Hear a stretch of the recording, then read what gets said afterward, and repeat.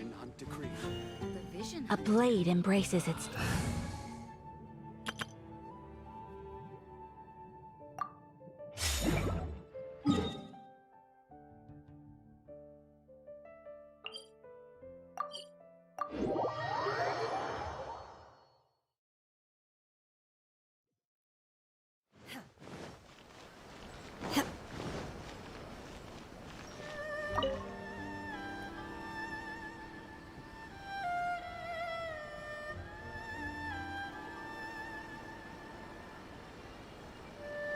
Ad Astra Abyssosk. Recently, the Adventurers Guild has received an unusual commission, and after careful consideration, we believe that... The Traveler would be the most suitable candidate, right? Indeed, as ever. I will spare the pleasantries then. May I ask if you two are available to help? Well, let me go over it briefly. Our client for this job is the Yashiro Commission. Apparently, Rift Towns are attacking the roots of the sacred sakura nearby Mount Yogo in great numbers. Rift Hounds? On Narukami Island? Yes. We are not sure where exactly these creatures come from. But this time, they are attacking in alarming numbers with great aggression and a clear target. The sacred sakura is of tremendous importance to Inazuma. I trust you are aware of this already? Good. Then you can see that this case is very urgent indeed. Is the Tenryu Commission aware? Yes, and they are already taking action of their own. However, given that the sacred sakura's root system is vast and complex, and faced with the unpredictability and scale of the Rift Hound's attacks, they are finding it difficult to defend against them. Their main priority is to protect the civilian population, so they are actively looking to cooperate with all other available forces to eliminate the monsters. The Adventurers Guild is one of the key parties assisting the Tenryu Commission with their work. But so far, the combined efforts to combat the Rift Towns has failed to substantially ameliorate the situation. You have our deepest gratitude. Your confident response puts me far more at ease. I will mark on your map the areas where Rift Town appearances have been recently reported. I hope you won't encounter too much trouble overcoming them. Relax. We'll be back before you can say Ad Astra Abyssosk.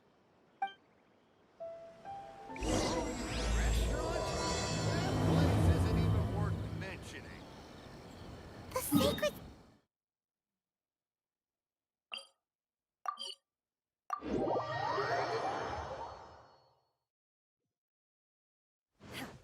Keeping the sacred sakura safe was Kazari's greatest wish, and now these mangy mutts are trying to destroy it! Time to teach him a lesson!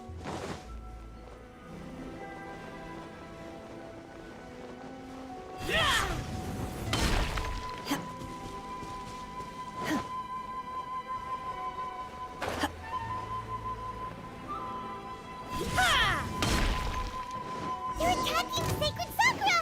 Stop them! I condemn you!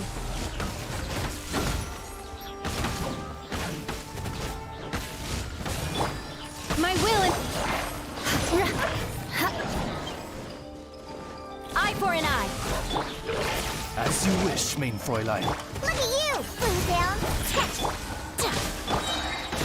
Vengeance will be mine!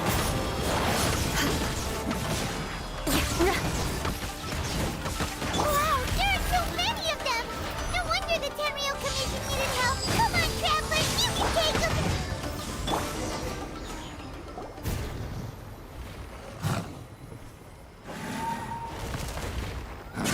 Torn to oblivion!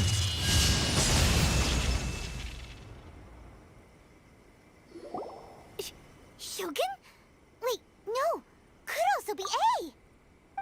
Oh, it's you two. It has been a long time. We have not seen each other since the resolution of the Tenryu Commission crisis. Okay, sounds more like A. It is you, right? You sure made short work of them! That was amazing! I'm making early preparations for what is to come. Last time we took a walk around Inazuma together, I witnessed the way the world is today. I was finally able to comprehend some things that I had never understood in the past. Since then, every time I encounter an obstacle in my thinking, I find myself having the urge to spend some time in the outside world. Makes sense. You must get super bored being stuck in there all the time. Might I remind you that I am not here to amuse myself? Recently, I have observed a number of changes in the external world from the plane of Euthymia. The most serious of these being the attack on the sacred Sakura by numerous rift hounds. I considered this matter worthy of my attention, so I pursued them, and they led me here, where I happened to run into you. If the Shogun rather than I were to discover them, yes, perhaps she would have left the situation alone. Why? Because she's just a puppet? Precisely. According to the rules I designed for her, matters of this nature are to be delegated to the Tri-Commission. But rift hounds attacking the sacred Sakura... It brings back bad memories of that terrible disaster. A disaster? Yes. 500 years ago, a great catastrophe befell Inazuma. Everything was engulfed in a pitch-black fog, and monsters ravaged the land. Countless lives were lost, and this homeland that the people had worked so hard to build barely escaped being obliterated entirely. The monsters committed many atrocities on Inazuman soil, and the Rift Hounds were always their advance guard. Their duty was to tear open a passage through space with their claws and teeth, and then call in even more powerful beasts. So you've heard of it too. That's an episode of history that I am loath to recall. Maybe to you, it seems like my response to these creatures was an excessive one. But an excess of caution is not unwarranted in this case. Guess you can't argue with that. Since we are both here for the same reason, let us work together. From the traces they've left in the surrounding area, there should be many more monsters nearby. All of them must be eliminated. Paimon feels so safe when we're in Ace Company. Having someone uber powerful on your team kinda makes you feel invincible, doesn't it? Oh yeah, after we've dealt with the monsters, we should ask her to tell us more about Conria. This color, it's similar. I await your instruction. Good eye. Chivalry will never die. I won't hold you back. To the color when the sacred...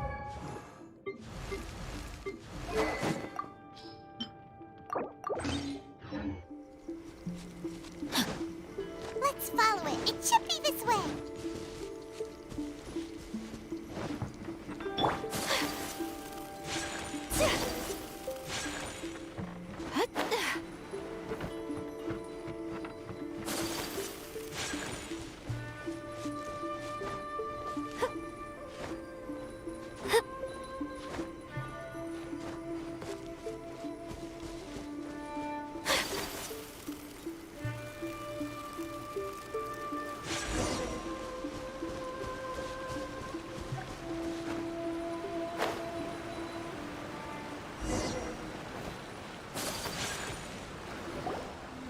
We are lucky.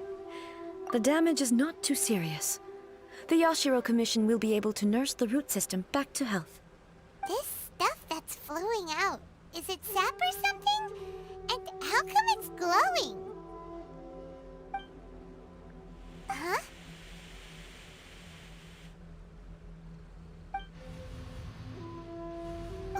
What's this? Could they be dead people? It wouldn't be the first time we'd seen ghosts on our journey. But why would they appear here? Let's search the area. Perhaps we will find out. I can't go on like this. Not when the other troops are counting on me. What happened here? Could you tell us? Who are you? What are you doing here? Run quick while you still can. The monsters will be back. And once you're in their sights, I'm telling you there's no escaping them. We will defend Inazuma until our dying breath. You don't know? Inazuma is engulfed in darkness. Beasts and horrifying monsters are everywhere. They are merciless, ferocious, and they will devour everything in their path. Every last trace of humanity's existence, I tell you. They'll devour it all. But look, none of that seems to be going on around here. Not right now, but they'll be back. Look, get out of here. Now! There's no time left! The Almighty Shogun is gone. So is Kitsune Saigu. There is no one left to rely on but ourselves. I don't know how long we can hold out for. But if we abandon our hope, then we've got nothing left at all. Don't worry, I'm right here. It's... the Shogun?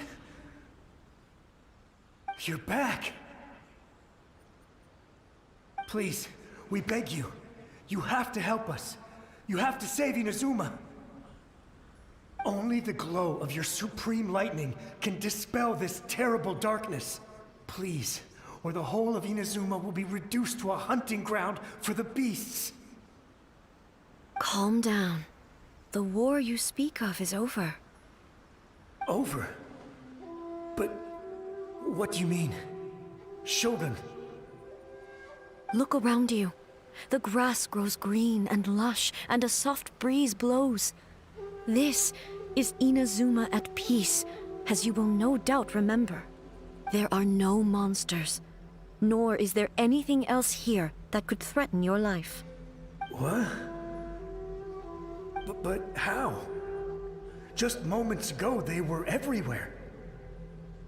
I saw them tear my comrade to shreds with my own eyes. Hey, calm down. Everything's fine now. Huh. I think I understand. Almighty Shogun, you saved Inazuma. Yes, we were right to place our trust in the Almighty Shogun. As long as the Shogun is with us, Inazuma will last for an eternity. Thank you, Your Excellency. Thank you, thank you. What's wrong with him? He's gone. Paimon can't even begin to understand what that was all about. But somehow, Paimon feels all sad and hopeless. If I am not mistaken, what we just saw was a samurai's memory that was buried in the land. The sacred sakura can absorb and purify the filth in the ley lines. After the Rift Hounds attacked, some of this filth leaked out through the cracks in the trunk and formed a physical entity. An entity formed with strong filth would be highly aggressive. But when purified, it presents in the form of a memory. Purified filth quickly dissipates and will be absorbed by the ley lines shortly afterwards. In other words, it cannot exist for too long. So the memories of the ones that died are all appearing at this moment? Yes. That soldier was one of the many thousands who made the ultimate sacrifice. What he was describing just now was precisely the disaster that happened in Inazuma 500 years ago. Yes. Inazuma was facing many great crises at that time. Some were local in origin, while others came from the now fallen kingdom of Kanria. The disaster in Inazuma caused me great concern. I felt that I had to step in before it was too late, otherwise it would spread to all of Teyvat. But my friend, Kitsune Saigu, reassured me that I had nothing to worry about. She would shoulder the responsibility of protecting Inazuma and mobilize all forces at her disposal to combat the threat. I could tell that, although neither of us acknowledged it, we both knew that the road ahead would likely end in tragedy. So, Inazuma was attacked at the same time as when the disaster happened in Kanria? Indeed. Countless monsters suddenly appeared throughout all of Inazuma. In the end, Kitsune Saigu sacrificed her life to protect the people. I never had the chance to see her one last time. But I would like to believe that she kept her promise to me until the very last. But even then, Inazuma was left more devastated than we could have ever imagined. Those terrible tragedies left great wounds that are still felt to this day, both on the land itself and in my heart. Hey. Yes. For the longest time, I couldn't bring myself to face the pain of that loss. All my martial might was in vain.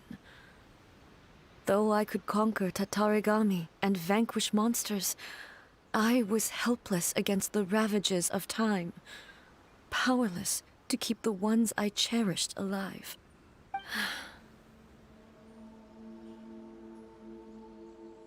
But after my clash with human ambition, I thought long and hard. Now I realize I cannot fixate on the past forever. When I traveled around Inazuma with you, I caught a glimpse of how the nation has progressed over the centuries. A glimpse of human potential. Everything far exceeded my expectations. Moving forward inevitably invites further loss, but also new encounters. Just think of that soldier. Despite all the losses he had experienced, he still chose to keep fighting for the sake of moving forward. All those who sacrificed themselves back then gave their lives fighting for a future. But perhaps the future they were hoping for is not the eternity that I once strove for. As Inazuma's god, it is high time I honored their wishes. Warriors of the past, who spilled your blood on this land, your noble souls now rest in this earth. I will never forget you, and all that you did for Inazuma. He's taking all this pretty hard. Come on. Let's keep investigating the damage to the sacred Sakura.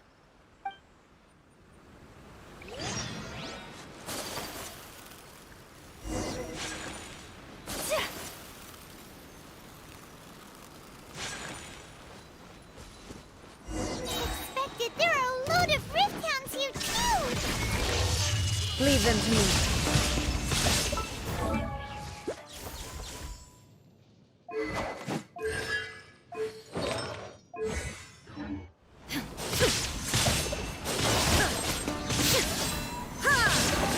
Shine down!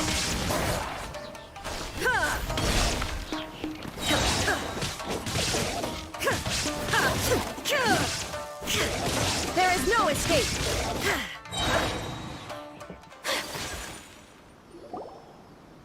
Huh?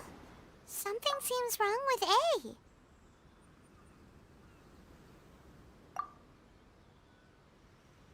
Why would you ask that? Well, usually you'd pull out your sword and swish!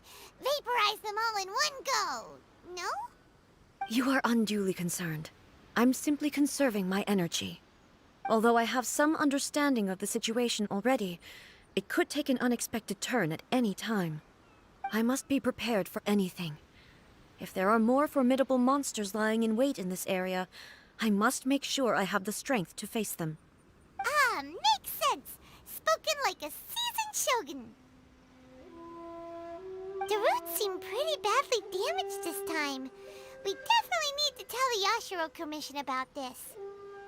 Hey, the same light is leaking out again!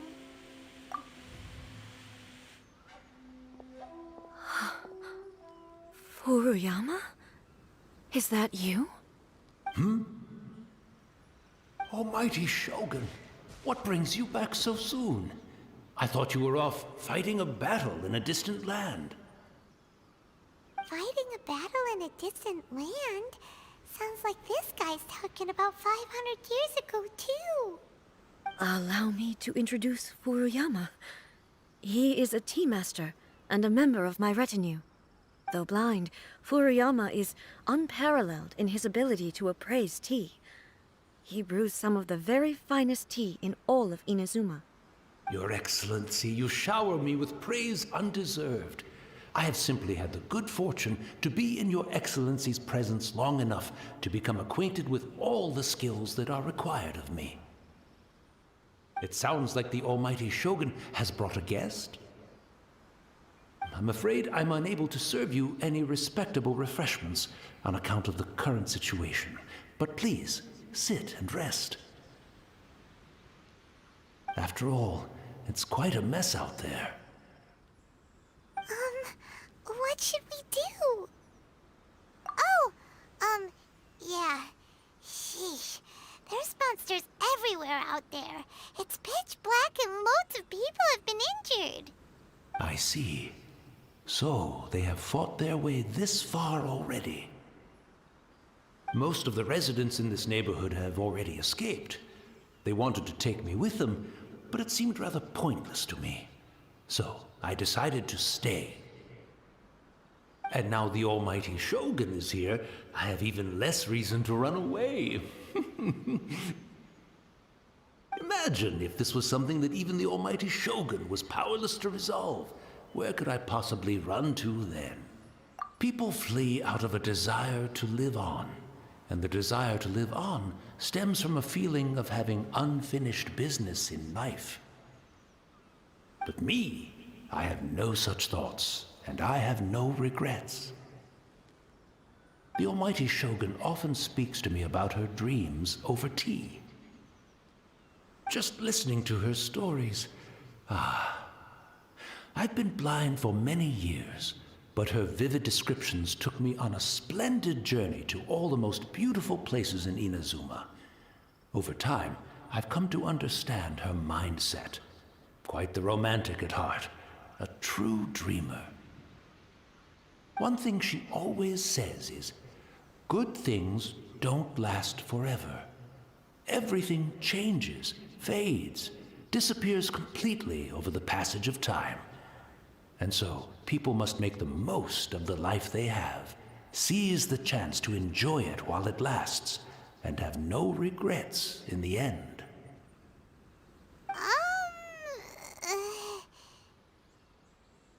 So you see, as bleak as things may be now, I have experienced countless wonderful things in life, and have no reason not to be satisfied.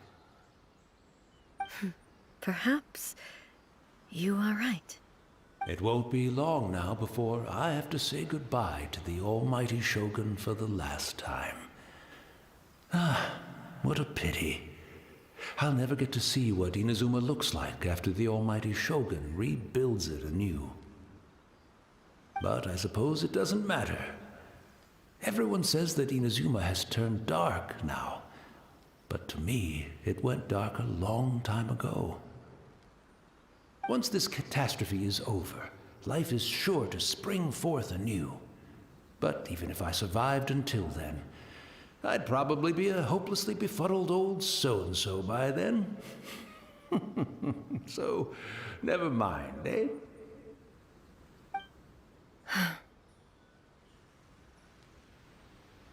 Oh, goodness me. Speaking of befuddled, look at me rambling away to my heart's content and forgetting to serve the tea. The Almighty Shogun comes to visit and I don't have the tea ready. A truly egregious loss of decorum. One moment, I'll just...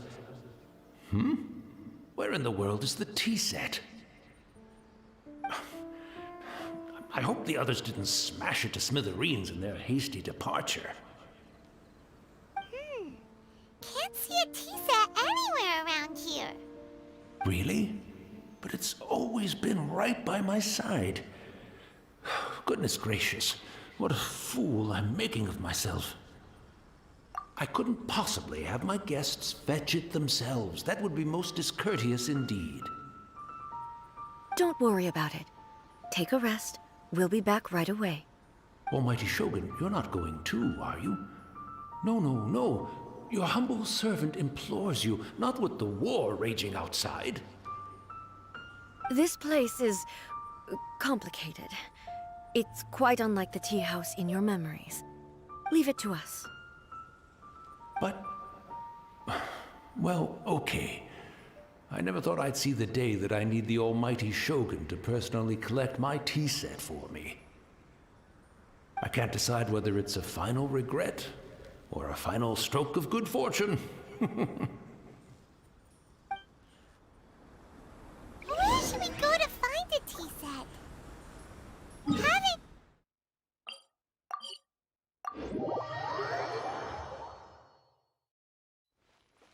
I'm also feeling... It's the Traveler. And the almighty Shogun. How might I be of assistance, Your Excellency?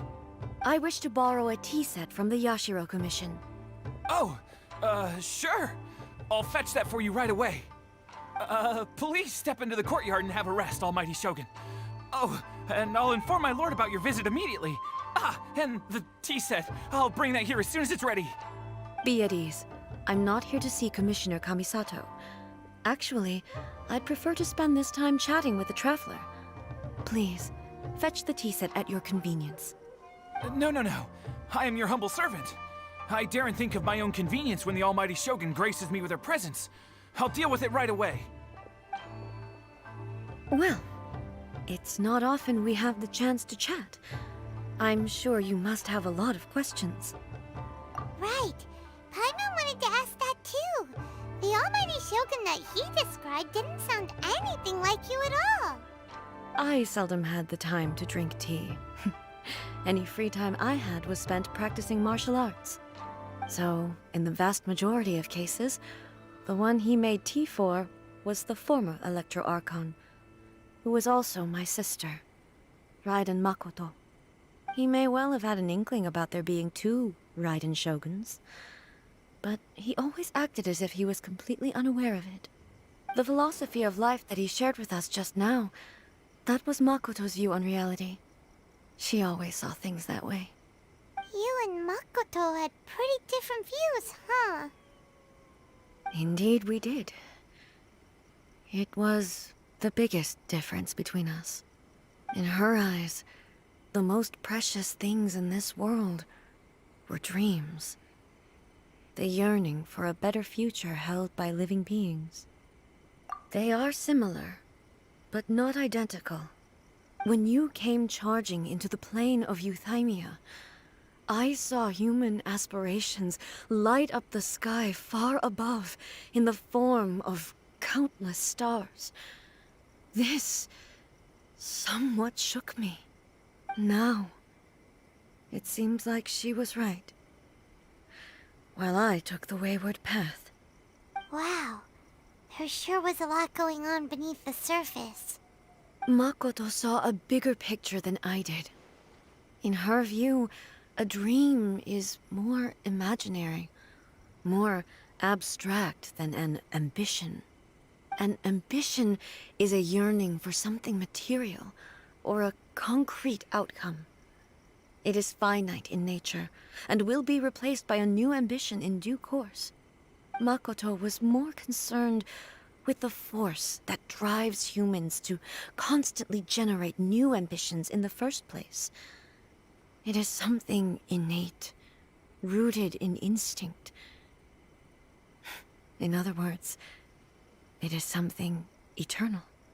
That's, quite a lot to take in. To put it simply, Makoto wasn't concerned about outcomes. I didn't understand at the time.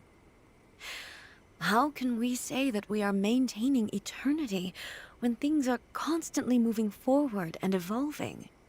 I suppose what it comes down to is the definition of eternity she set out with. Yes, it does. I always thought that she must have grasped some elusive, arcane wisdom to arrive at the conclusions she did.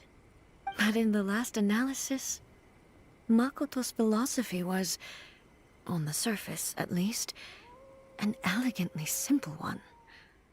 Notwithstanding that it was also the more prudent choice, based on a more mature, far-sighted outlook. Do you feel you're starting to understand her better now?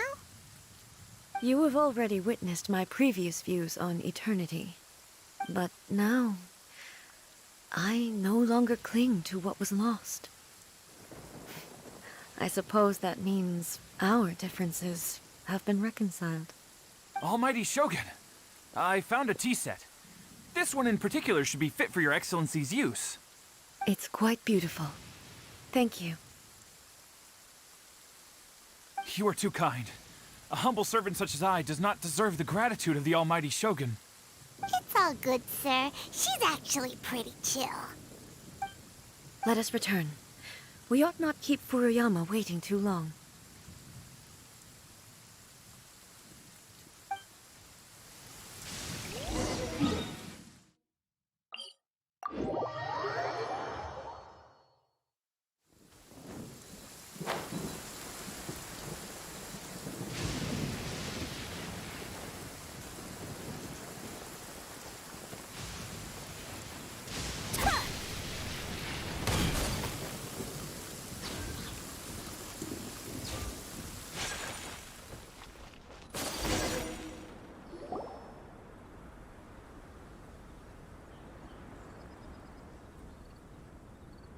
Hey, where'd he go? He wouldn't have gone looking for a tea set himself, would he? Or perhaps the ley lines did not have the power to sustain him for very long, as was the case with the memory we saw earlier. So we won't get to drink his tea? We didn't even have a chance to say goodbye. The information held in the ley lines is complex and disorderly. The fact that we were able to meet him to begin with was a miracle of fate. Well, this chance won't come often, and we do have a tea set. Perhaps I should try my hand at making us a pot of tea. I've watched Furuyama brew tea on many occasions. I doubt I should have any major problems doing it myself.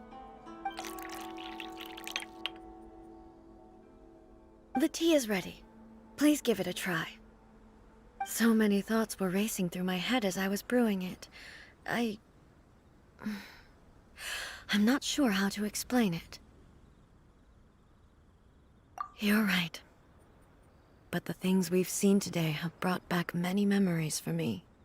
I've been reminded of many people, too. Kitsune Saigu, Makoto, and all the other friends who I watched pass even further back. Back at the Yashiro Commission, I kept the conversation reasonably lighthearted. But now, I'd like to broach a heavier topic, if I may. The events of 500 years ago not only robbed me of my friend, Kitsune Saigu, they also took Makoto away from me, for good. She died in that disaster too? Yes. She went to Conria alone, without telling me. Unlike me, Makoto was no martial artist. Whenever similar crises had arisen in the past, I was always the one to face them in her stead. But this time, the circumstances were so grave that Makoto had no choice but to leave me behind. Or perhaps it was more that she went ahead of me, put herself in front of me, so that I would remain hidden. In any case, by the time I realized what was happening, yes, it was too late. I arrived only in time to hear her dying breath. She had already lapsed into unconsciousness by that point. So all I could do was enter into her mind. As far as you're concerned, it would be somewhere similar to the plane of Euthymia. It was there that we bid each other a final farewell. I cried bitterly. Even in those final moments, I couldn't understand her actions. Why did she go to Conria first, and not I? Why did she keep me in the dark about it? Was it to shield me? It was there and then that I resolved to pursue eternity. As a testament to that decision, I saved her realm of consciousness just before it collapsed completely, and brought it back to Inazuma. That's quite a story. When I returned to Inazuma, I was shocked to find that a great sakura tree had appeared on Mount Yogo. The tree that you know as the sacred sakura. That's exactly what everyone back then told me as well. That it had existed since time immemorial. They were so matter-of-fact about it, and couldn't at all understand what I was so surprised about. No one questioned it. And yet, its presence contrasted so starkly with the area as I remembered it. It seemed as if I was the only one to have noticed it appear suddenly out of thin air. In the end, I simply had to accept that it was a miraculous effect of Makoto's consciousness. With the help of the sacred Sakura's power, I was finally able to overcome the monsters and quell the disaster in Inazuma. This is all really hard to understand. Kinda beyond Paimon's level. Yes. She had such a great love for this land, and for its people. In this respect, I still do not compare to her. I once told myself that I would never speak of these events again. Facing the fact that she is gone is unbearably painful. But even the tea that is most bitter to the tongue, once swallowed, leaves some sweetness in the throat. And it's time I came to terms with it all. Oh, while we're on the topic, since you experienced that battle in person... Sister? I had heard that you were looking for your family. You mean to say that she was somehow involved in the Conria disaster? Based on what we've learned so far, it seems so, yeah. I'm sorry. I wasn't there for the whole thing. By the time I arrived, the worst of the fighting was already over. And also, my mind was consumed entirely with the plight of Inazuma, and the fate of those closest to me. So, I am afraid I can't help you. Oh, well, that's a shame. But it can't be helped, I guess. Boy, both of you have experienced great tragedy. With this last cup of tea, let us honor the Tea Master's memory. Thank you, Destiny, for giving us the chance to meet again. We should go. Let's keep following the traces. Very well. Based on my investigation so far, I believe this next pack of monsters should be the last.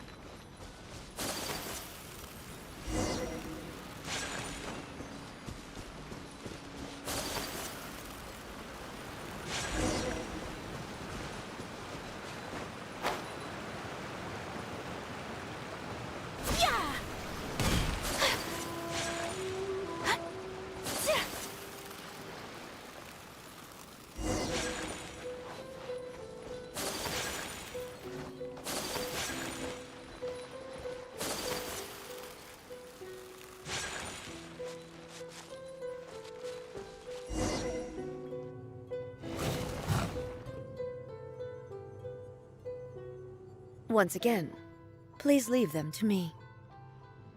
Hey! Are you sure you're alright?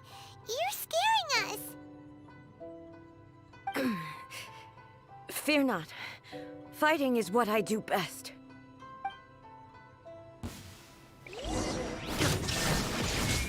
Ha! Ha!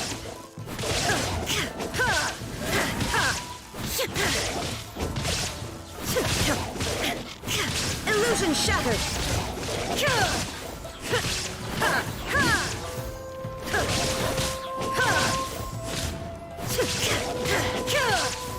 There is no escape!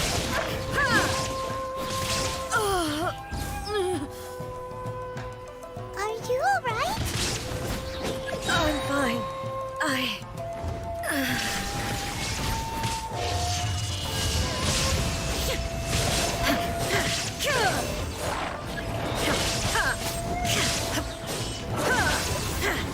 There is no escape!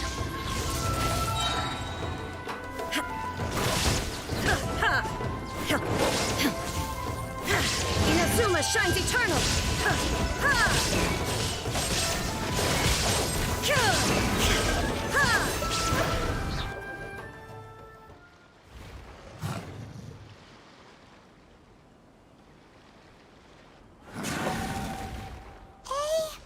Maybe you should leave this one to us. My apologies. Don't worry about it. Just take a breather and get your strength back. We'll deal with the monsters.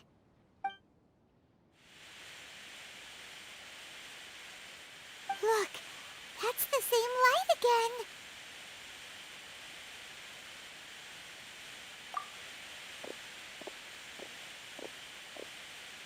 Where am I? Who are you? Almighty Shogun, you're here too!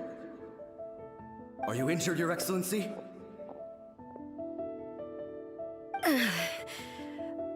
I'm quite all right.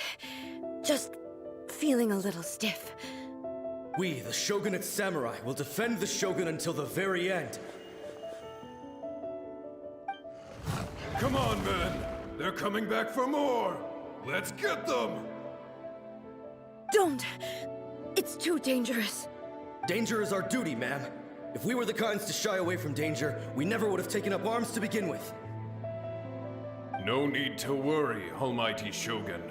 When the situation looks bleak, we will draw on the power granted to us by the gods. Is that a vision? It certainly is. I know the gods are omnipotent, and their willingness to grant their power to humans means they have high expectations for us.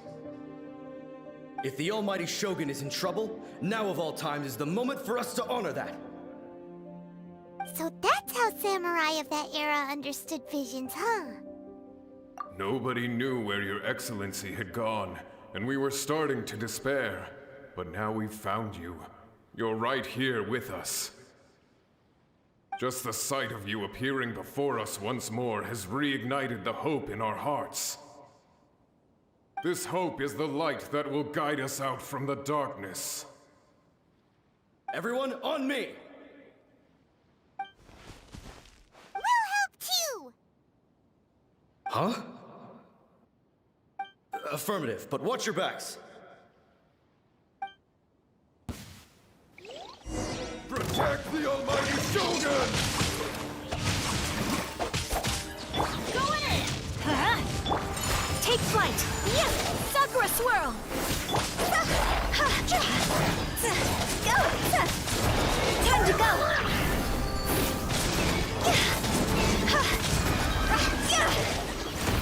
Rain cutter!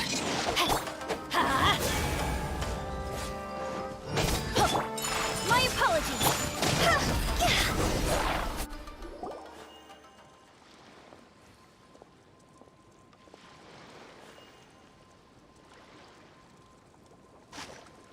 It seems like their attacks are finally over. I've never fought so fiercely before. Thank you all. Are you okay?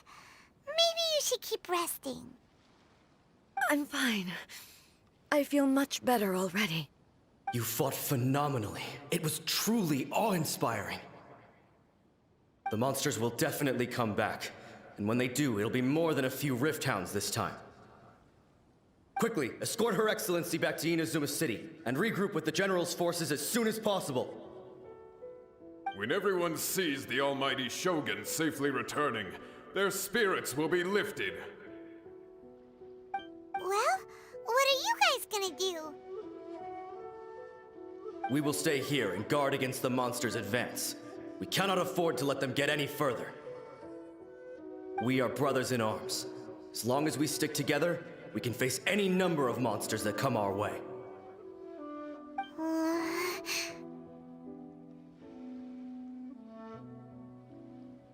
Just leave it to us. Fighting is what we do best. But the almighty Shogun is the only one of us with the power to change the present state of affairs. Only Her Excellency can turn back the tide of despair and lead us onward into the future. No matter what kind of threat faces Inazuma, we will always place our faith in the almighty Shogun. Oh. Thank you all very much. I promise you that I will create a bright future for Inazuma. I should not have left it this late to make this promise. But from this moment forth, know that I shall be true to my word. Don't worry, Your Excellency. We will never doubt your word as long as we live. With you leading us, we will claim back everything that Inazuma has lost. Glory to the Shogun! Glory to the Shogun! They're gone. It was both. The people's sacrifice has always caused me immense pain. But in dwelling on the tragedy, I overlooked their splendor. The grief blinded me to how brightly they shone in their final moments. The result being that in the centuries since their sacrifice, I have dishonored their will. You could take the view that whatever I say to them is meaningless, because they are but disembodied memories held in the ley lines. But even so, they are due a resolution. I owe it to them, and to all the people who have placed their faith in me to date. Well, Paimon thinks that even if it's a few hundred years later, you're doing right by them now, and that's what counts. Thank you for your comforting words. But this is my basic duty as Inazuma's Archon, and I have neglected it for far too long. I used to think just like that samurai, that I was first and foremost a warrior, and my only duty was to face whatever challenge came my way. But what Inazuma needs more than a warrior is someone like Makoto. Even though I am utterly unlike Makoto, and can never become the person she was, I still need to do the things that she would have done. Yes, they are. They are strong and resilient, and have much to be proud of. As the Raiden Shogun they revere, I should not be the one to hold them back. Well said. Sounds to Paimon like you figured things out. Change will come to Inazuma, and with it, new possibilities. This will take time, but eventually, the future will bring healing to the scars of the past. No matter how long it takes, I am committed to bringing this to fruition. This is my promise.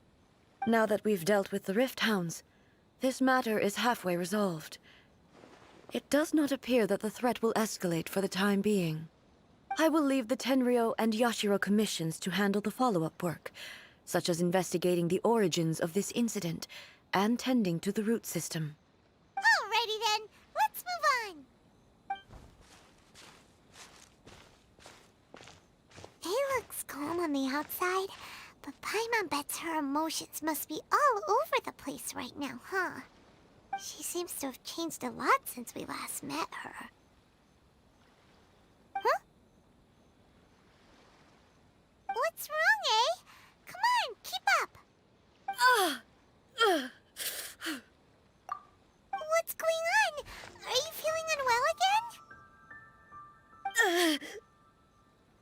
body. I can't move it. It looks like the situation is more serious than I thought. No need. She is calling me.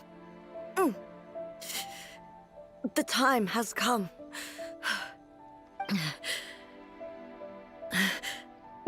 Can you help me walk? I need to go to the cave below the Grand Narukami Shrine. Why? What's in there? A battleground. One where I shall sever ties with the past and take the first steps into the future.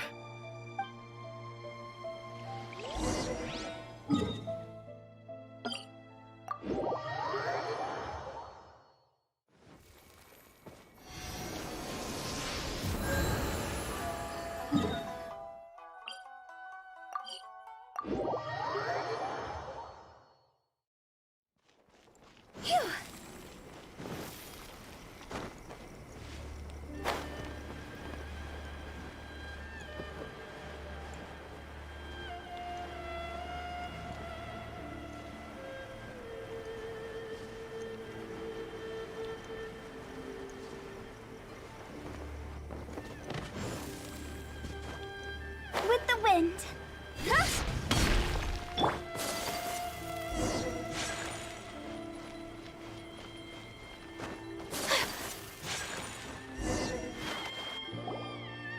We're finally here.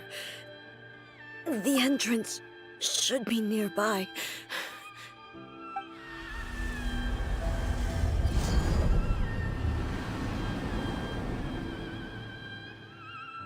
Whoa!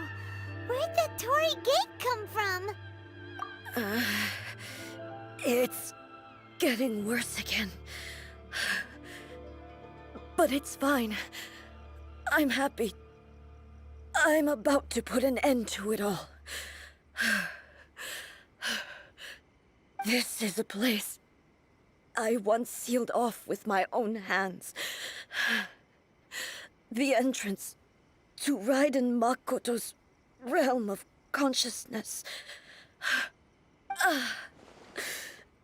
It looks like she will no longer allow me to do with this body as I please.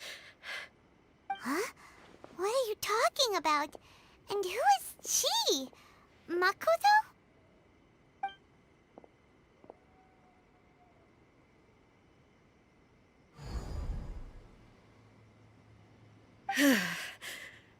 Follow me. Where are we go?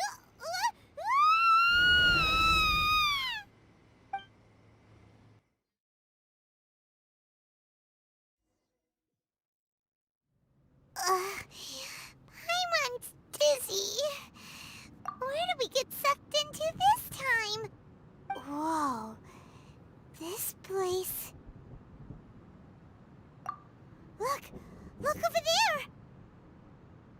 It's another A! We meet again, traveler. This body is an assistant to the one within, but it is also the guardian of the rules. Should the one within wish to stray from the rules, this body shall stand in her way. Wait! Paimon knows that voice! Is that... the puppet? You have wandered the realm in my body, and you appear to have grasped the true essence of eternity. You believe your present self has greater certainty than your former self. Thus, you believe your present self is correct, don't you? But have you really been enlightened with new ideas? Or have you been degraded by irreversible erosion? I'm here to show you my answer. We are both warriors, and the dialogue we must now have shall be conducted by the blade alone. Wait! The atmosphere in here just took a turn for the worse! Are you alright now? The discomfort I was experiencing earlier was caused by the Shogun rejecting my continued use of her body. As she indicates, once I started entertaining the idea of change, I became hostile in her eyes. But inside a realm of consciousness, I exist independently of her. She cannot affect me in this way. Though she is a puppet, the Shogun has her own consciousness too. When necessary, she appears here to confront me.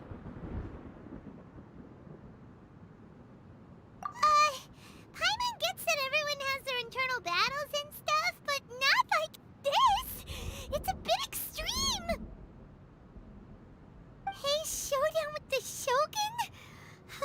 Never thought we'd see that day! The rules I set for the Shogun are... No. The Shogun herself is the manifestation of my past ideals. The very foundation stone of eternity. It shall not be easily swayed. I would not try to change her if it wasn't necessary. Isn't there any other way? Can't you talk it through or something? But they both just want the best for Inazuma. My form is a symbol of supreme majesty, in which has been vested power over all the realm. It is the cohesive embodiment of all that constitutes the Raiden Shogun. It inherits Ei's pain, the pain of inevitable loss that comes as she moves forward. So too does it inherit her determination to reach eternity. Every action undertaken is for the sake of resisting erosion. Determination, courage, love, hatred, all of these will be degraded and distorted by the incessant flow of time. Only rules shall remain constant for eternity. Those were my thoughts when I created you. Now, they are towering obstacles that I have no choice but to overcome. You wish to make yourself my enemy?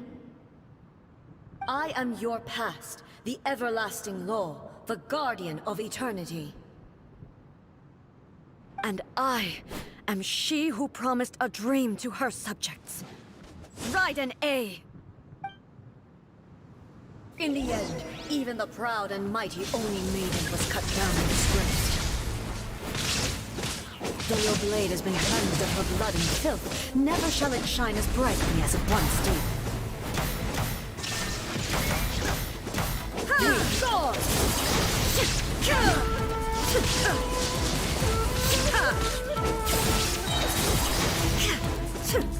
Evasion is futile. Torn to oblivion. Inferior.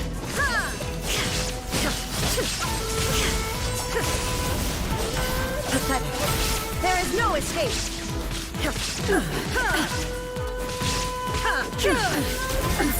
Absurd. Inferior. Strike dead. Inazuma shines eternal. The Kitsu and Sakura blossoms that once filled the skies fell to the ground as pitch-black rain. As long as the ley lines flow, the relentless erosion of time will never stop. She's completely recovered?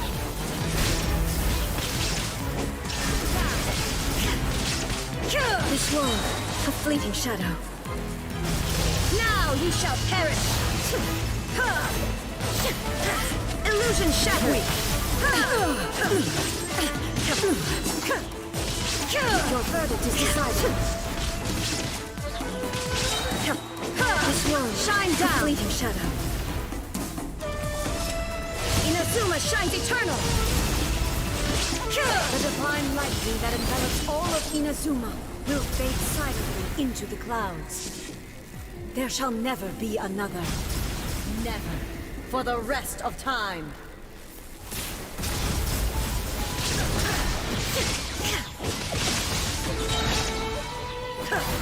Be gone! Now you shall perish! This ends now. Illusion shattered! Pathetic.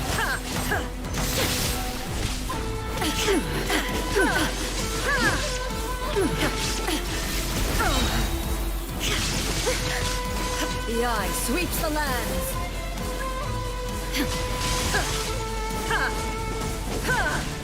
shine down!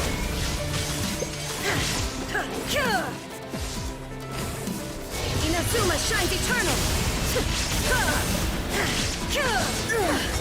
Only emptiness awaits. Have you finally defeated her?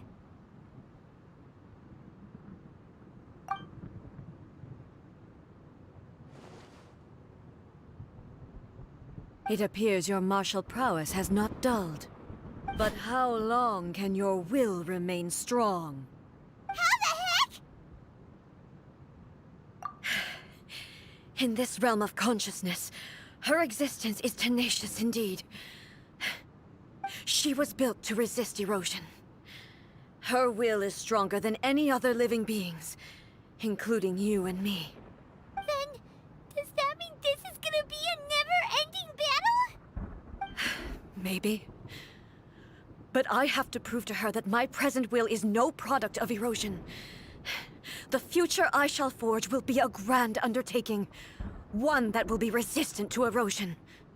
If I don't do this, the Shogun's rules can never change, and Inazuma can never move forward. This is my duty.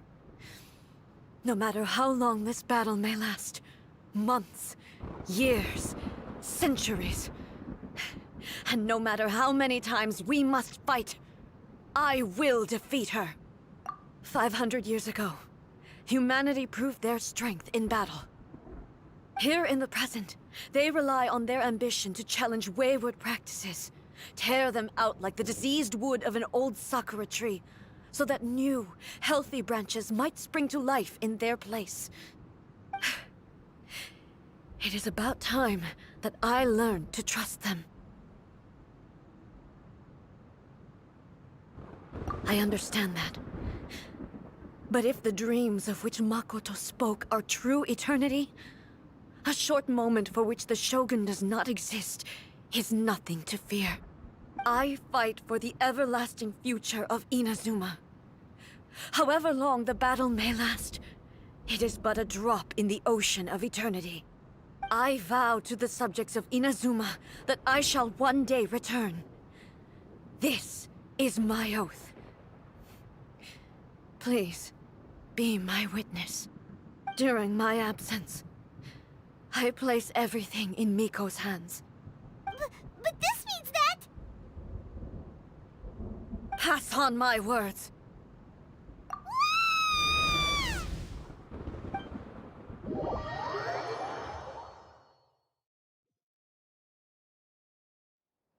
Looks like we got kicked out. What do we do? Are we really just gonna leave A and the Shogun to keep on duking it out in there forever? She was making sense, and maybe this is the only way to change the Shogun's rules, but still... Right? Also, A can be pretty stubborn at times, and has a history of rushing into difficult situations. What if she gets too obsessed with winning, and she forgets why she's there in the first place? It could happen. And then she might... Yeah, we should help her out, like we did last time. The quicker she gets through this, the better. Is there any way we can cut down how long she needs to spend in there? Or, you know, help her win the fight? Well, whatever. We can't let anything bad happen to A while she's in there. Oh, but we also can't get in there anymore. Okay, well, first things first. We gotta find a way back in. Oh, come on, brain juice, don't fail Paimon now! Okay, maybe if we both ran into it at the same time really, really hard! Oh, you're right! Paimon nearly forgot about her! Who knows if she really understands these consciousness realm plane thingies more than we do, but there's no one else we can turn to! Alright, up the mountain we go!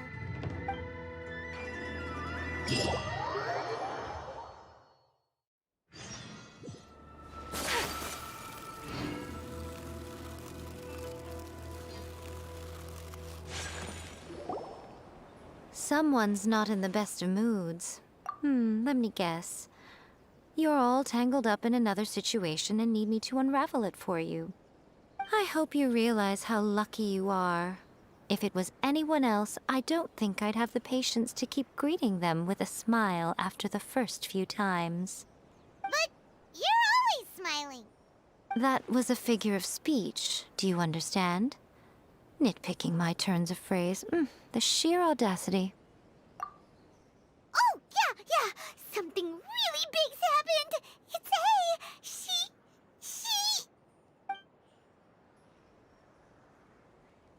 Oh, okay, I see.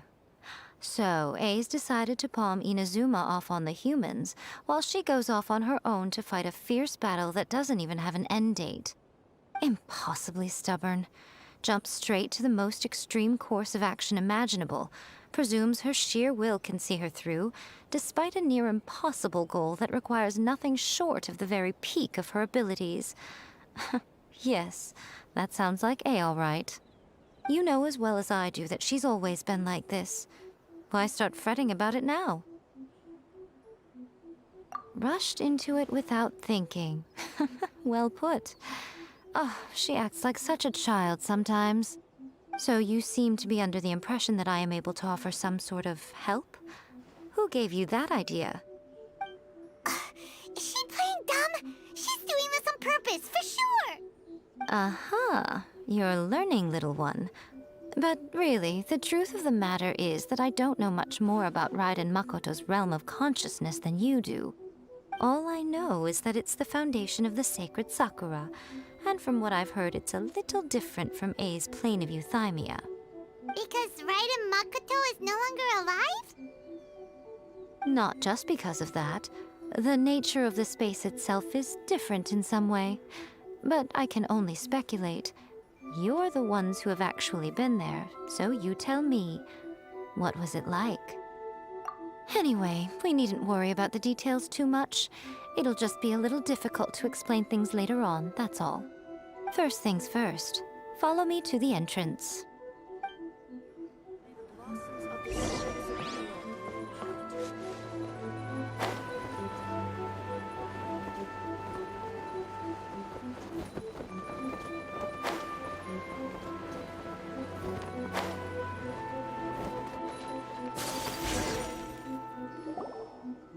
Now then, I always have my ways. It's just a question of how crafty I need to be.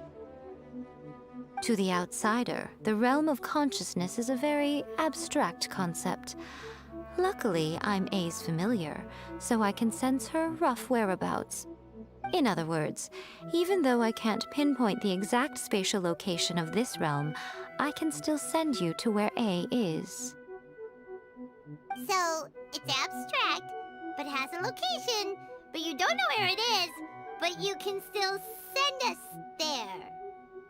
What? Yes, no need to try and understand it. Let me put this simply. Right now, she is surrounded by chaos. Everything is turbulent and disordered. If you try to force your way in, you could be swept away by a giant wave that sets you down in an unknown corner of space-time. This is precisely why when entering the plane of euthymia, it's much safer if you place your consciousness in a physical object first. What? Alright, well, I might stay here then. You two can go in. Suit yourself. Worst case scenario, all we stand to lose is A. So what's the big deal? You... Paimon had it up to here with both of you! Oh, fine! Paimon's coming too. Oh, well, if you're quite sure, then of course. Now, I shall send you on your way.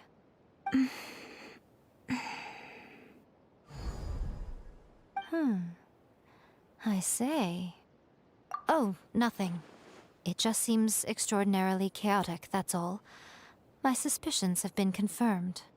By the way, remember to focus constantly on your heartfelt wishes when you enter inside. Only a strong enough will can prevent you from being swallowed by the giant waves of abstract space. Only if you are strong enough can I deliver you to the right destination. Well then, the door's open. Hop on in. I'll stay outside and provide what stability I can. I'll be ready to respond if anything happens. I'm placing my god in your capable hands. For my sake and for Inazuma's, please. Bring her back. Miko, you better know what you're doing! That's enough chatter. Get to work.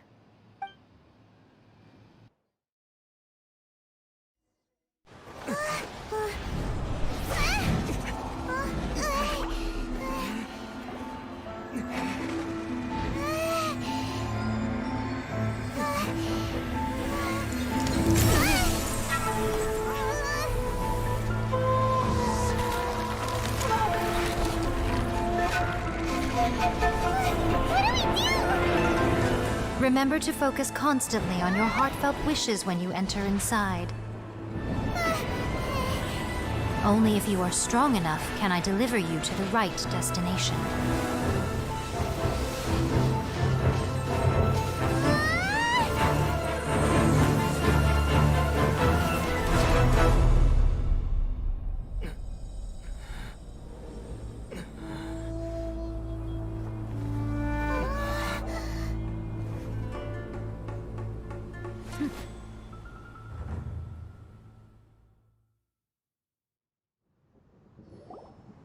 Huh? How can this be? You have returned. But how were you able to get back in?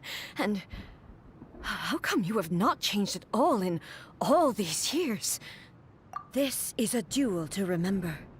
It is as if we have returned to the moment when the laws of eternity were first established. Your will today is as strong as it was back then. Over countless battles, not once have you lost, and never have you shown the slightest hesitation. Had I made all enemies of eternity stand against you, you still would not have wavered. For your firm commitment to enforcing the rules, you have my admiration too. You bring honor to the title of Guardian of Eternity. Now these two return once more to this space. An inevitability of fate, perhaps. Then, let this be our final duel. The conclusion to that which began 500 years ago. Final duel? So you're finally willing to... Stand back, traveler.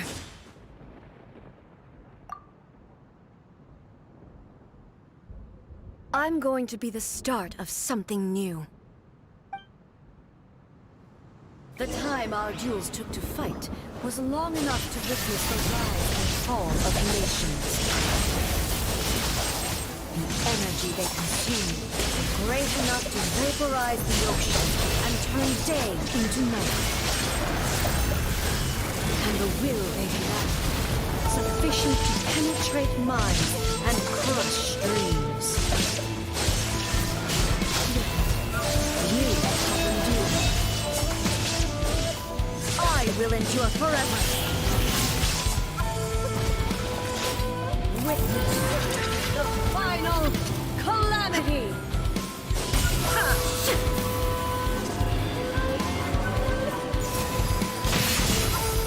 Illusion shattered.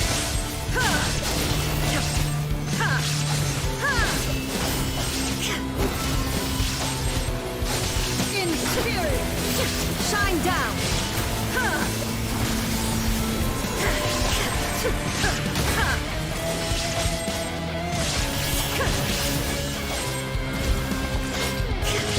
Illusion shattered!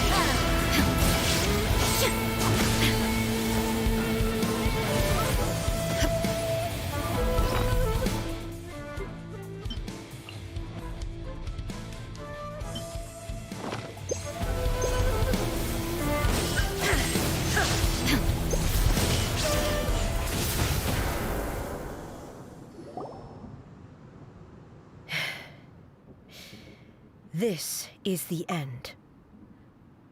You have won. I believed you were incapable of transcending the past. But it seems my belief was baseless, and I underestimated your spirit. But a will that cannot be eroded has no way to embrace the future. You need not worry about the future. And you aren't alone. I know your power more than anyone else.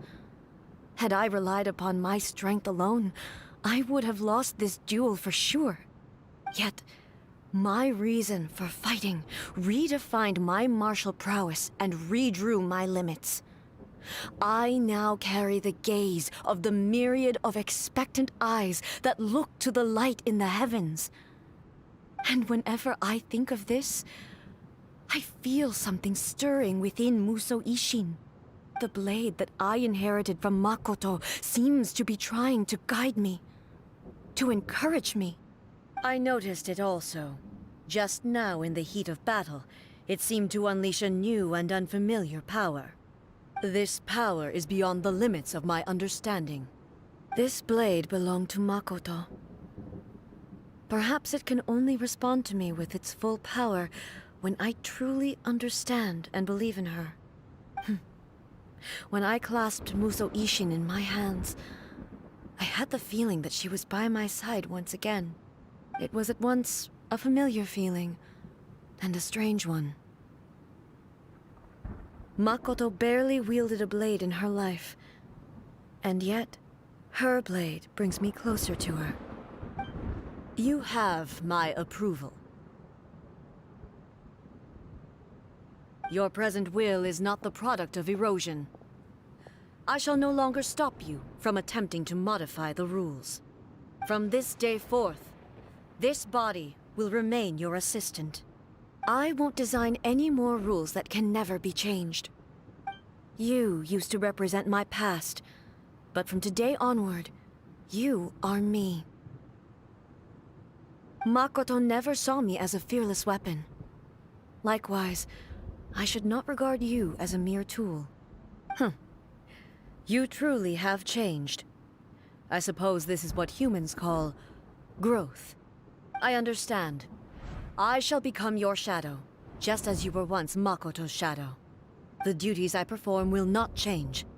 But as a warrior, I look forward to the chance to fight like this again in the future.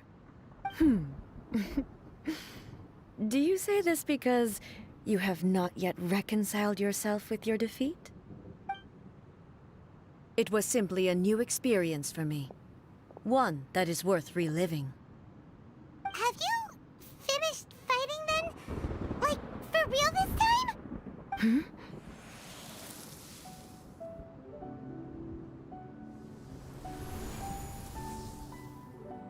Hello, A. And greetings, those who have come to bear witness. I am Raiden Makoto, the previous Electro Archon, who failed in my duties and left you all to pick up the pieces. Makoto? I'm so happy. You've come so far. I always knew you would make it here in the end. I left a faint fragment of my will in Muso Ishin, so that in the moment that you unleashed its full power, I too would be released.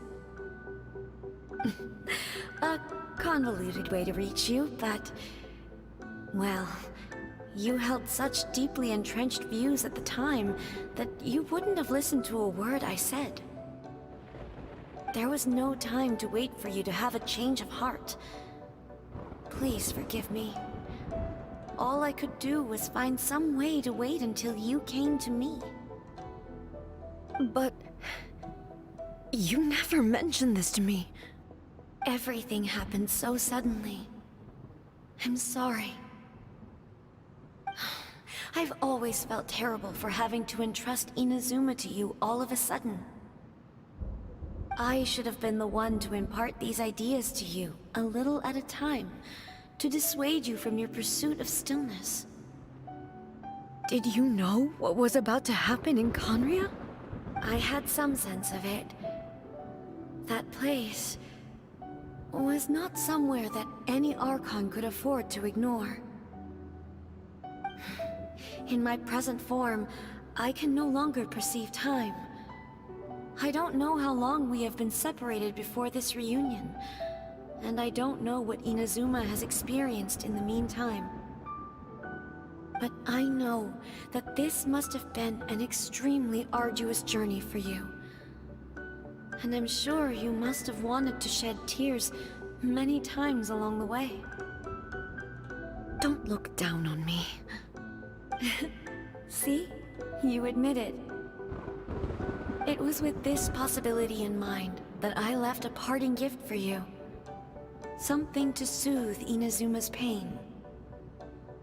Here, take it, before my last shred of consciousness fades away. But it is you who must take the most important step.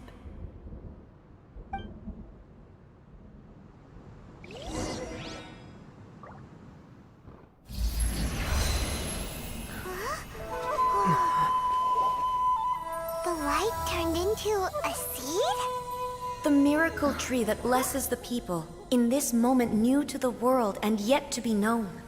When to plant it, where it shall bloom. She who brings it into being must let her heart and dreams decide. Grant it life, eh? Is it really?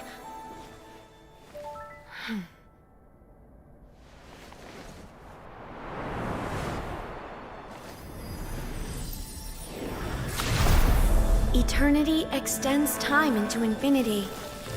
Dreams illuminate each moment within.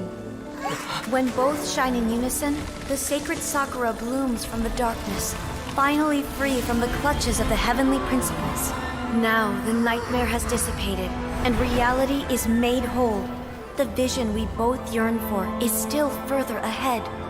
My only regret is that I cannot witness Inazuma's future, nor can I walk this journey with you.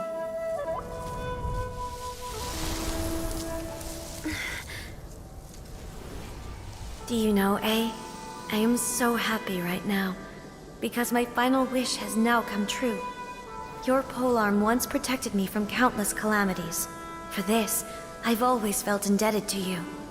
Though I could never repay you in full, this sacred Sakura will buy you some time until you are ready to awaken and embrace the new. What do you think? Did it do the trick? This time, it really is goodbye, eh?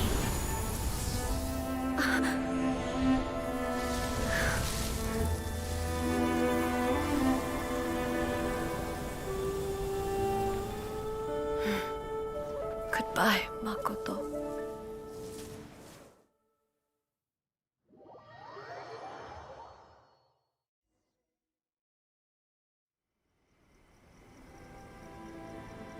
So the A of the present planted the sacred Sakura in the realm of consciousness, and it took root in the Inazuma of the past.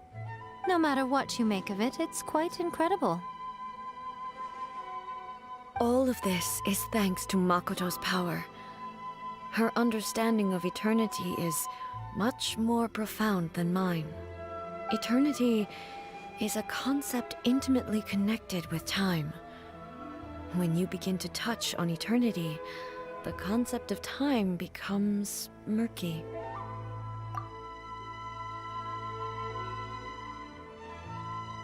A place where time is meaningless and cannot be understood with ordinary logic.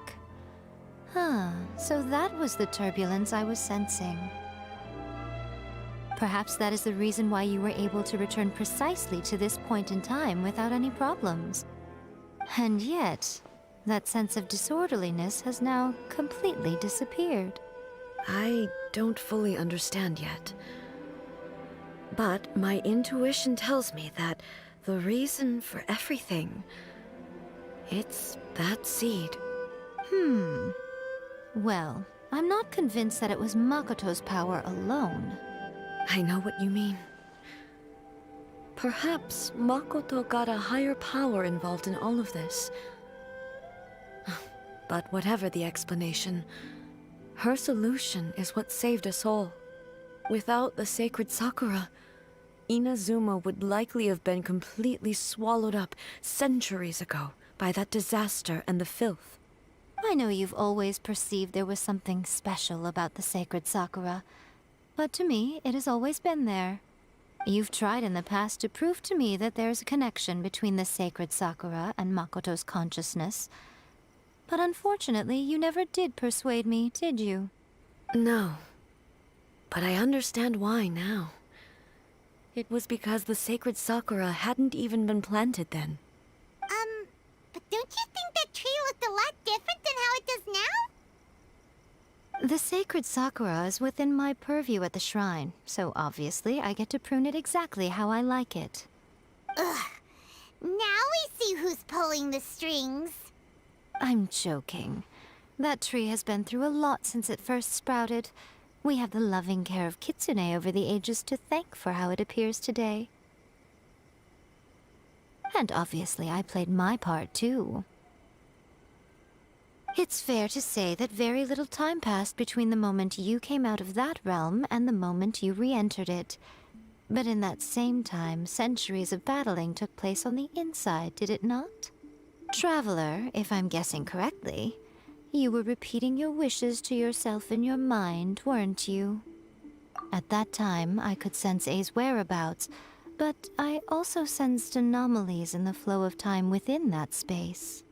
Suffice to say, time added a whole new dimension to our search.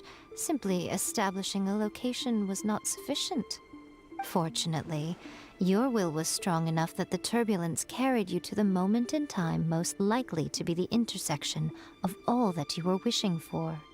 The flow of turbulence may well have been influenced by Makoto, but it took everyone's efforts combined to ultimately help A.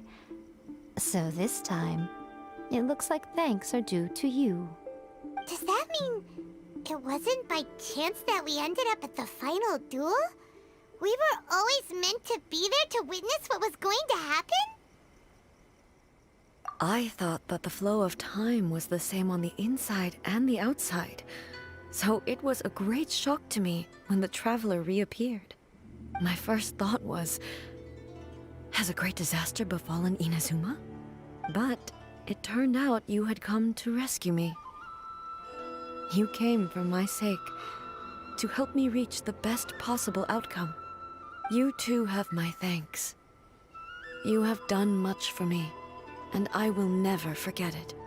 A, how are you feeling now? My body has fully recovered, and the Shogun's will no longer fights against me. Always thrilled to hear you're in good health. But I was really asking about your emotions. Have you managed to calm down? After all, you saw Makoto in there, didn't you? I only heard her voice. I wouldn't say I saw her. I'll be fine. It brought a few things back, of course, but I've made my decision to move forward. I have to say, this has reminded me once again just how brilliant Makoto was. She predicted all the ways in which Inazuma's future could unfold, all the way back then. She even factored my immaturity into her plan. It's all thanks to her that Inazuma lived to see this day. I just planted a seed. Yeah, it was thanks to everything you did that you got to see her again. That's amazing!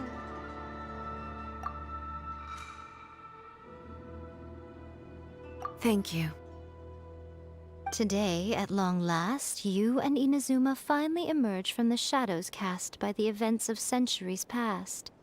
Makoto and you are Inazuma's past and future, and both are indispensable. It's rare to hear such comforting words from you. I graciously accept them. Oh, come on.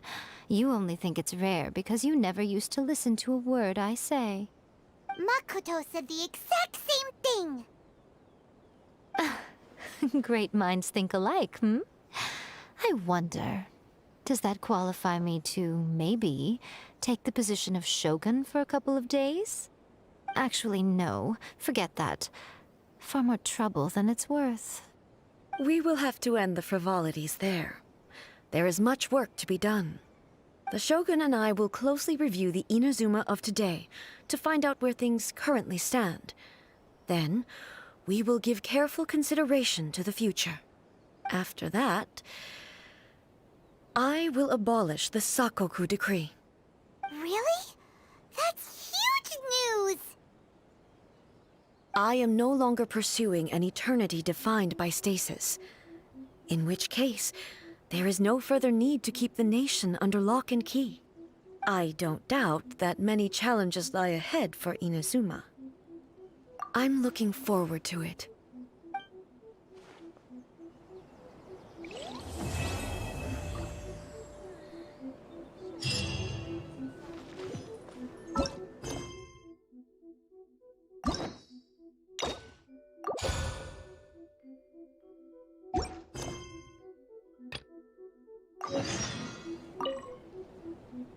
Many challenges still lie ahead for Inazuma, but I am prepared for them.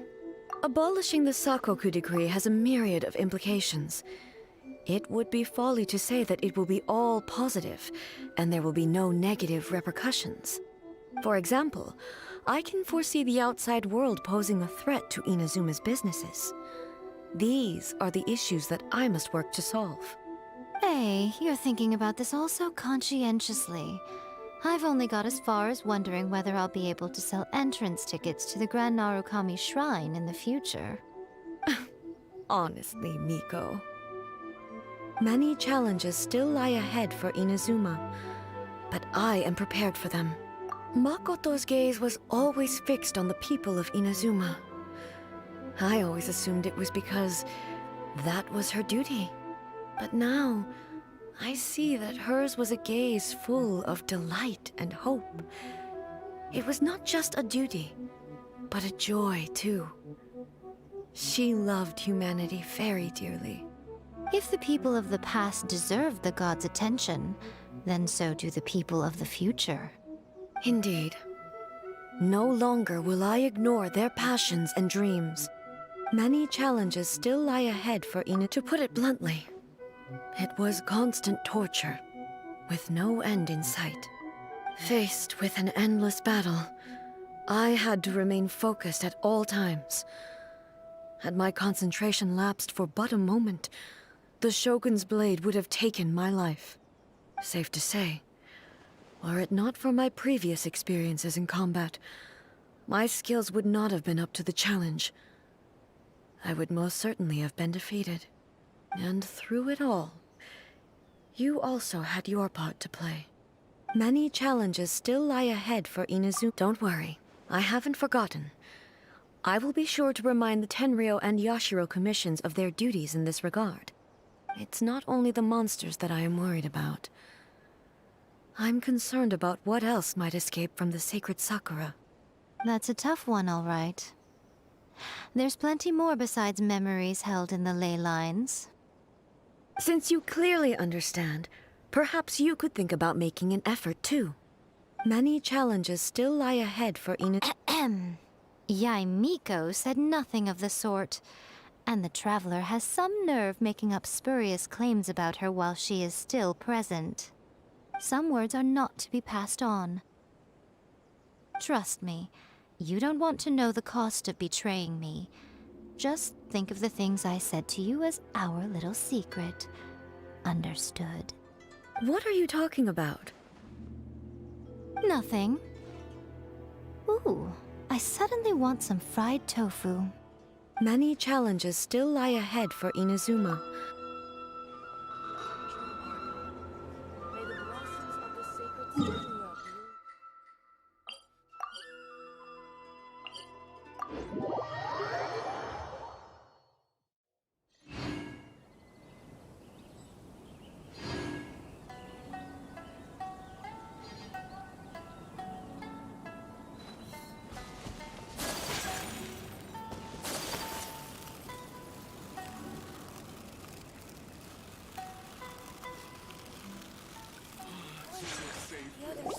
We haven't been to the Yae Publishing House in a while. Paimon wonders if they have any new books in. The one we read with A that time was pretty cool. Come on, this is a no-brainer, man. There's only one thing worth wishing for, and that is a ton of Mora. But the exam's next week. If I fail again, I'm seriously done for. I'm better off wishing that my exam goes smoothly. just an exam. Trust me, there's no problem you can't solve by throwing more at it. If it doesn't work, then just keep throwing till it does. What are they arguing about? It's quite a spirited debate. Huh? Really? You guys don't know? You need but stand on this land at midnight, lower your head and recite a special incantation, then your wish will come true. Looks like you guys really aren't in the loop. This, my friends, is the next big thing. A highly effective wish ritual guaranteed to make your wishes come true. A wish ritual? That actually works? Right? Even Paimon knows that's just not how the world works. I didn't believe it at first either, but that changed when it worked for someone I know. It's this guy called Kunihiko. He's practically always been unemployed, wastes his days away, and he owes a lot of money. Like a lot, but get this. I don't see him for a few days, and suddenly I find him dressed to the nines and feasting at a high-class restaurant. I heard it directly from him. He used this wishing ritual, and the next day he woke up to find his whole bed filled high with mora. His whole bed was filled with... Wow! Of course, I'm sure the part about waking up lying on a bed of mora is a bit of an exaggeration. Whether you believe it or not, it's not exactly a difficult ritual. It can't hurt to give it a try, right? If you're still feeling skeptical, just ask around. There are a lot of very compelling stories going around these days. Really? Well, come on! Let's go ask around right now, shall we? Well, if it really is true, then just think of all the mora Paimon could... Oh, and you'd finally be reunited with your twin, too. Let's go, let's go!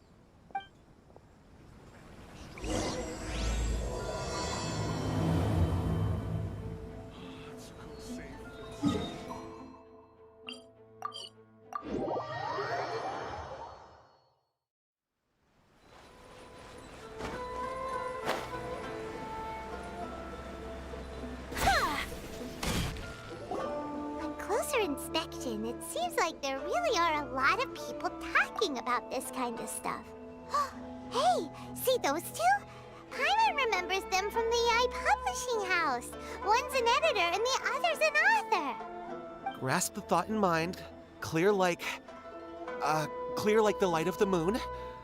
As close as kin with you. No, thou. Wait, thee? Hear my summons? Right?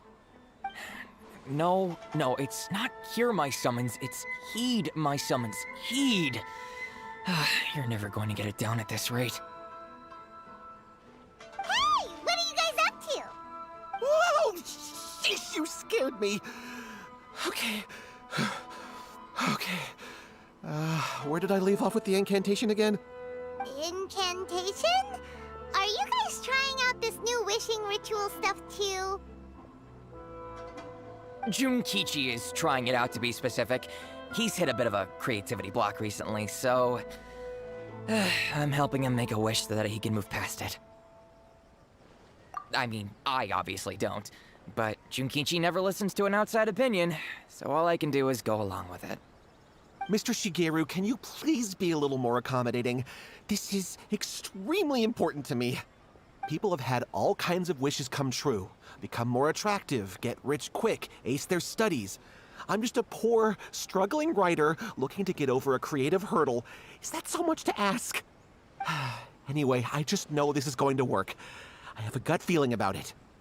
Didn't you say the same thing when you went to make your wish at the Grand Narukami Shrine? Oh, I just know this is gonna work. I have a gut feeling about it. The Omamori from the shrine take too long to have any effect on your luck.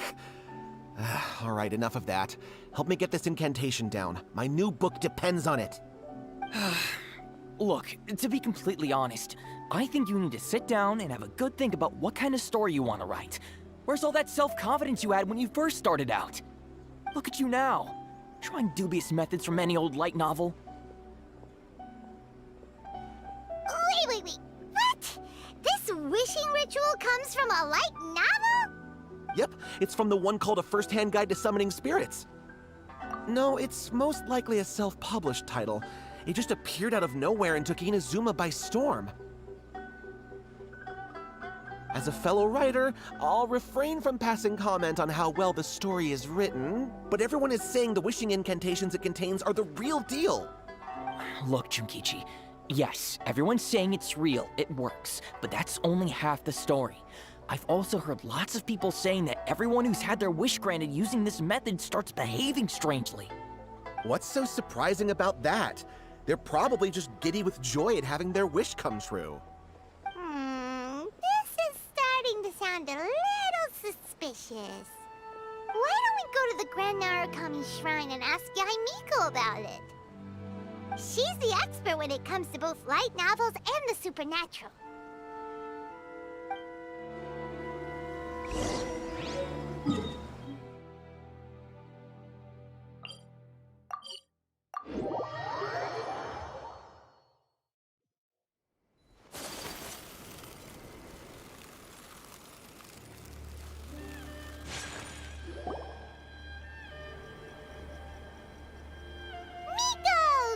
You're here! Well, hello there, young ones. What brings you to the shrine? It just so happens that I have a wonderful novel here. I highly recommend it. Oh? Well, what did you want to ask? Well, we were just... actually, you look kind of busy. Is this a bad time? No, not at all. It's nothing major. Lady Guji, what do you mean, nothing major? I'm begging you, you've got to help me save my brother. It really is nothing major. I stand by that. Oh, but since you're so curious, let's have him relate the story one more time, just for you. You two seem to have a good relationship with Guji-ai. Please, put in a good word for me. You have to convince her to help my brother. Here's what happened. My name is Kato Yohei, and my brother is Kato Shingo. All he's ever wanted is to become a swordmaster, so he once asked Sensei Domon of the Meikyo Shisui art to take him on as a disciple. Domon turned him away, took one look at him and said he didn't have what it takes to train in the art of the sword. But my brother wasn't about to resign himself to defeat. He trained every day as hard as he could, and finally proved himself by defeating one of Domon's best disciples in a duel recently. But since his victory, he's been acting extremely strange. It's like he's become a completely different person. The doctors can't find anything wrong with him, so I'm betting it must be the work of an evil spirit. That's why I'm here, begging for Guji-ai's help. You know, there really aren't as many evil spirits lurking around as you seem to think. Your brother achieved the goal he'd been striving toward for as long as he can remember, and now it's gone. It's only natural that he feels a little empty and lost while he's trying to find a new direction. If it were me, I'd just leave him be for a couple of days. He'll recover on his own soon enough. No, Lady Guji. If you saw him for yourself, you'd know. I guarantee you he's not acting like someone who feels empty and lost. Oh, all right. Then tell me, when did your brother spar with Domon's disciple? About 5 days ago. 5 days ago, you say? Yes, Lady Guji. That's a long time for him to be acting up like this. I'm really worried about him. Our greatest wish is to one day found our own school, just like Domon. We can't jeopardize that dream now. Wait a minute, now I'm a little confused. Are you here to save your brother, or are you here to make your dreams of founding a martial arts school come true? Well, they're kinda two sides of the same coin, aren't they? Whatever. But let me ask you this. Have you heard of any interesting new rumors lately? If so, I'd love to hear about them. What? Rumors? I haven't heard anything. Oh dear. Well, that's too bad. Lady Guji, please stop changing the subject. This is someone's life we're talking about here. Please, you've gotta help me. Miko, he seems really desperate. This thing with his brother sounds really bad. Come on, you should help him. Okay, fine. Then it's decided. Yay, Miko! So you're gonna help him?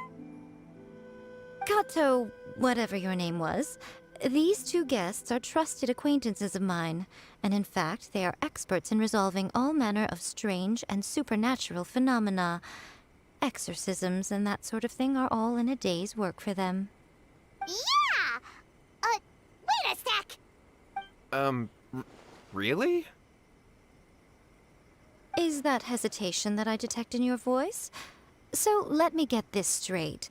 You come begging to me for help, I actually recommend someone for the job, then suddenly you start doubting me? Not at all, never. Whatever Lady Guji says, I trust wholeheartedly. Thank you two for your willingness to help. Please follow me. No, hold on a hot second, Miko. We may be a lot of things, but we ain't exorcists! Don't worry. If he wants an exorcism, just grab a handful of salt and mutter some mumbo-jumbo while you're sprinkling it around. It's a common trope in light novels, right? You just have to have a bit of bravado. As soon as the protagonist gains self-confidence, everything else just magically falls into place. Well, you were the ones who seemed concerned about his situation. Don't you think it would be a little unfair to make me do all the work? Besides, we both know you wouldn't be here at the Grand Narukami Shrine unless you had a request for me too. This is an opportunity to demonstrate that you come in good faith. This feels all wrong. But you technically have a point, so... All right, let's go. Don't worry now, I'll be coming along too. Okay, let's follow Yohei and go visit his brother. What is going on here? Granted, you can never be quite sure what's going on in Miko's mind.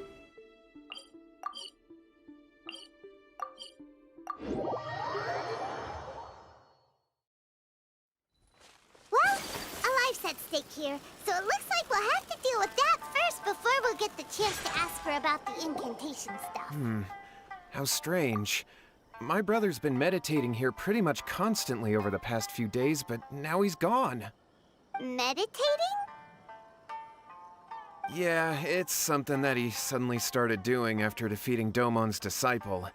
He just sits there alone, talking to himself. It's pretty disturbing, actually.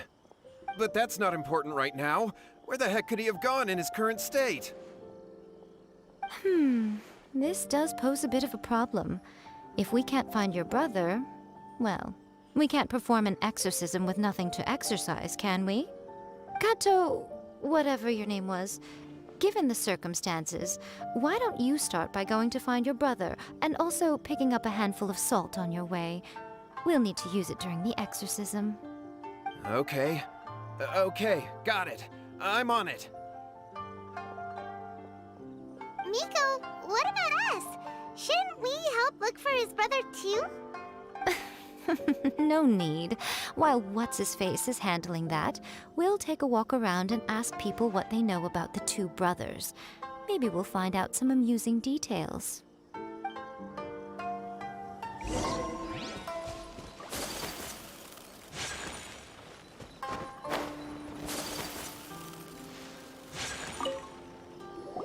Hello, sir. We'd like to ask you about the Kato brothers. Oh, are you debt collectors? Yohei said to tell you not to worry. He'll be able to pay you back as soon as he has enrolled a few disciples. Huh? Debt collectors? No, we're not here for anything like that. But, it sounds like Yohei and Shingo have gotten themselves into a bit of a pickle. Well, yes. I don't think there's any disputing that. Those two don't have an ounce of dedication between them. They just hop between ideas and won't stick to anything. Huh? But Yohei said his brother has always wanted to become a sword master, and even asked Domon to be his sensei. That's true, yes. Shingo begged Domon to take him on, and eventually, he finally relented. But even after convincing a renowned sensei to give him a chance, he was the same as ever, bumming around in class instead of focusing on his training. In the end, Domon had had enough and kicked him out. But Shingo was resentful about it. He blamed Domon for not seeing his potential, and even declared that he would challenge a disciple of Domon to a duel. Wait, what? That's not what we heard. Oh, how interesting. We heard a slightly different version. My brother wasn't about to resign himself to defeat. He trained every day as hard as he could and finally proved himself by defeating one of Domon's best disciples in a duel recently. Yohei said that? That Shingo trained hard. That's ridiculous. He just lay there cussing to high heaven all day, every day. Some training regimen, that is. Yohei did tell me about Shingo winning the fight, but I took it with a grain of salt. You can ask Kenji at the village entrance more about that. He always has reliable information.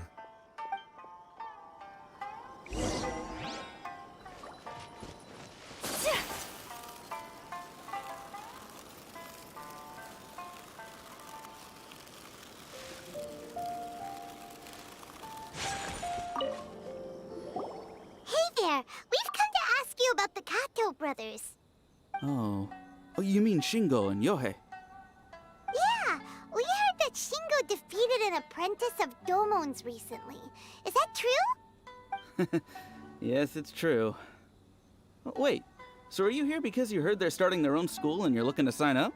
We're not here to sign up, but we would like to hear more details about the fight.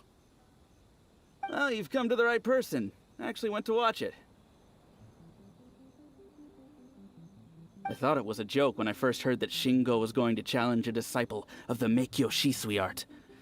But when he drew his sword, he became a whole different person. The way he handled his blade, it was like flowing water, mesmerizing to watch. Domon's disciple is no pushover, but he was absolutely no match for Shingo. Is Shingo really that strong?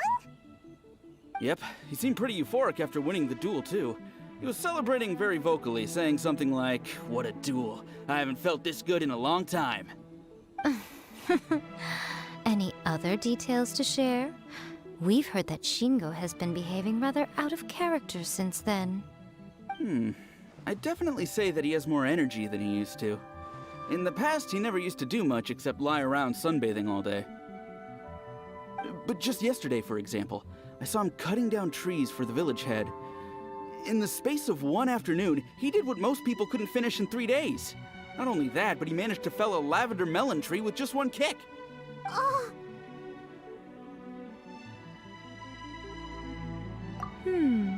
Quite impressive. Things got weird after that, though. The village head brought out some tofu for him, and he just flipped out. He shouted, "What is that stuff? Keep that away from me!" and then ran off.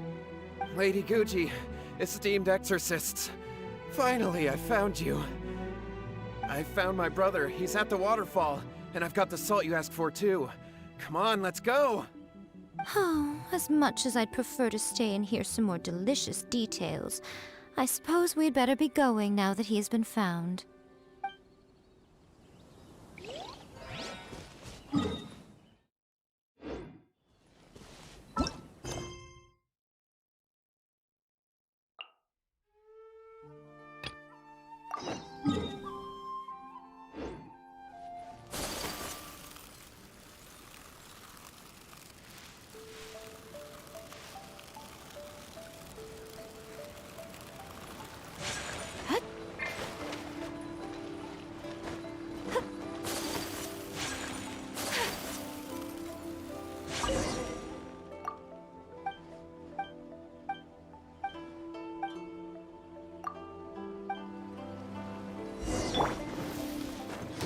It's my lucky day.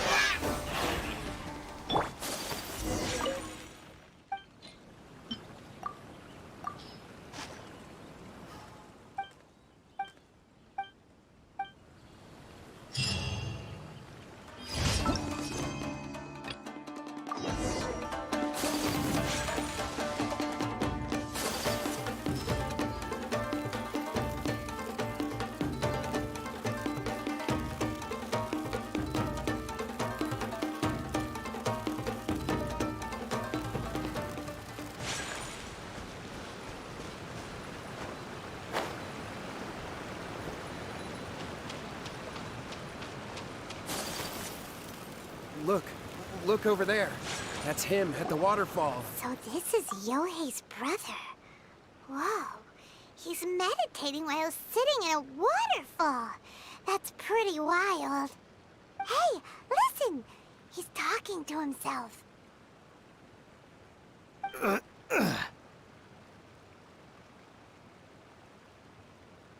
Woo!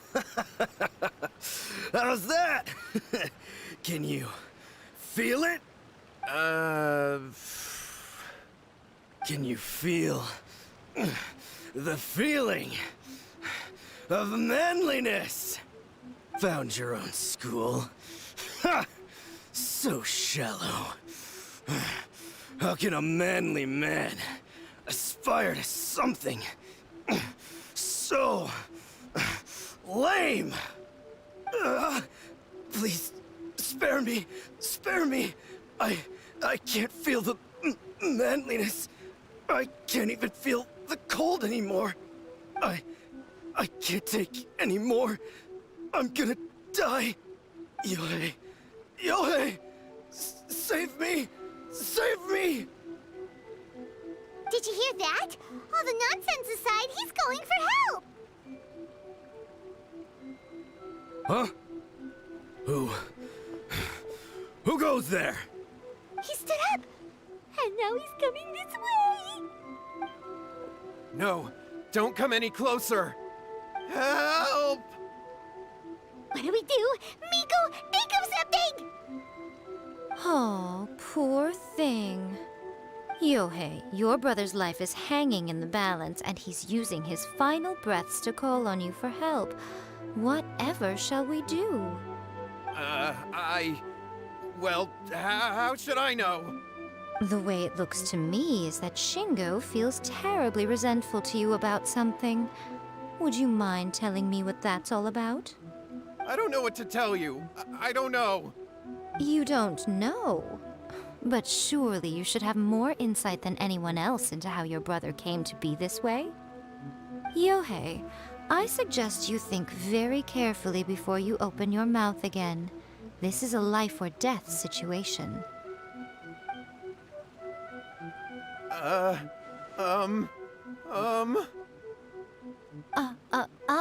Your brother is your closest relative. You must have noticed straight away when he started acting out of character. And yet, 5 whole days pass before it occurs to you to come and seek help from me. You really expect me not to notice the gaping holes in your story? But I... As you wish. It's fine by me if you don't want to tell the truth. But after Shingo dies, you'll be next. It's futile trying to escape. Anywhere in the world you run to, it will be right behind your back. After all, you did summon it together. Ah! All right, I'll talk. I'll tell you everything. My brother and I used a wishing incantation. We made a wish. Yes, that's it. The one that's all the rage right now. You just have to recite an incantation at midnight and your wish will be granted. Just like the book described, we drew the magic symbol, stepped inside it barefoot at midnight, said the incantation, and lo and behold, spheres of light appeared all around us. After my brother wished to become a swordmaster, it really worked. Out of nowhere, he suddenly had these amazing sword skills. But his whole personality changed too. Because I was worried that if he goes back to normal, he'll lose his skills with the sword.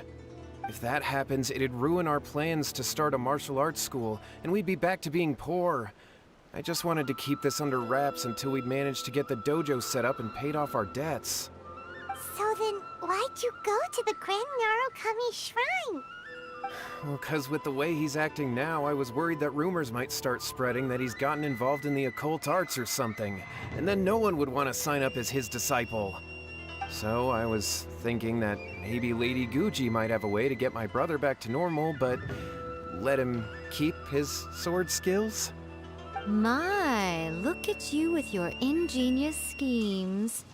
Stop deluding yourself. These newfound sword skills are not his. They belong to the spirit that has possessed him. You're right, you're right. We were wrong to do what we did. We had this coming. All right, then. Your turn now, my little friend. Toss the salt, and then draw your sword.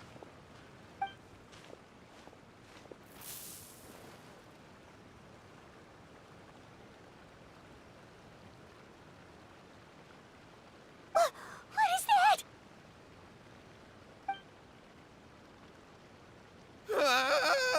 It's the spirit! See that? That's what you summoned. And look, now that Shingo's no use, it's coming straight for you. Save me! Save me! Miko! He fainted! What do we do now? We do nothing. But you, little one, just a quick fight and this will all be over. Who's this? Ah, a fellow swordmaster. Come on, fight me! He's coming! Be careful!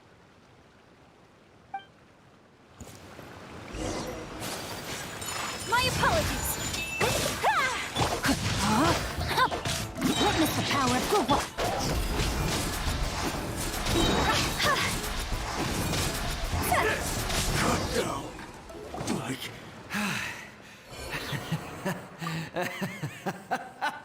That was great! Excellent! Woo! What a rush! I haven't felt this great in a long, long time. He disappeared! But he looked pretty content at the end there. Huh. Well, Paimon sure is confused.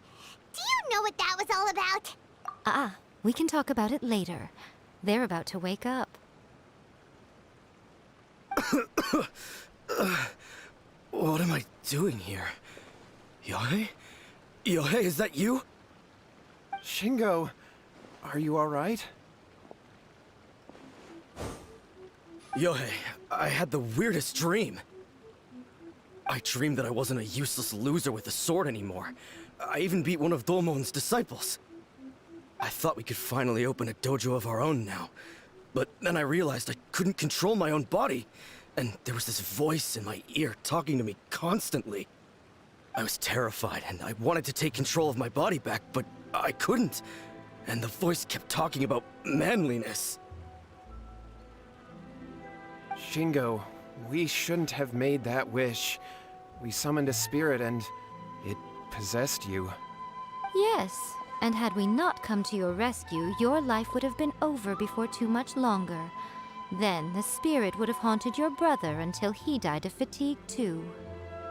Thank you, Lady Guji, and thank you for your assistance, exorcism experts. All right, take him to get some rest. He's very weak right now, having been possessed for quite a few days. He will experience a high fever, but it won't be fatal. Remember, this is the price you pay. At this point, I would normally lecture you on the dire consequences of using occult methods to obtain power that does not belong to you. But I think you get the picture now, don't you? Yes, we understand now. We won't do it ever again. Thank you, Lady Guji. Thank you, exorcists. We'll be on our way then. Come on, Shingo.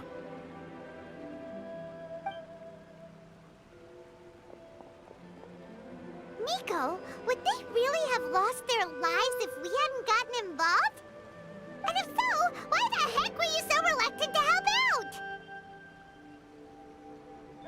Oh, they would have been fine. I had to scare them a little, though. Otherwise, I hardly think these two lazy rascals would have learned their lesson. So, what was it that possessed Shingo? You saw it all for yourselves. I'm sure you can figure out what kind of spirit had possessed him, can't you? Ah! Paimon's got it. It was an Oni. Correct. Although it possessed Shingo, it didn't have any ill intentions. As a matter of fact, it actually seemed like it was trying to train Shingo to become bolder. Fair enough. But it seems like it had the opposite effect. Tossing salt caused it to temporarily leave Shingo's body. Then, you exhausted its strength by fighting it, so it disappeared. Even if we'd done nothing at all, Shingo would have eventually become too weak for his body to host the spirit, and it would have left of its own accord. Of course, it would have been more stressful for Shingo and Yohei that way. Still, the experience may ultimately have been more effective than me scaring them into submission with a little exaggeration. Whew. Well, the main thing is that nobody got hurt. All right, seems like we've wrapped up everything here. Come on, off we go. Hold on, Miko. You say everything's wrapped up, but are you sure about that? You mean you disagree? Oh, you mean that they got the incantation from that book. Yes, I know the one.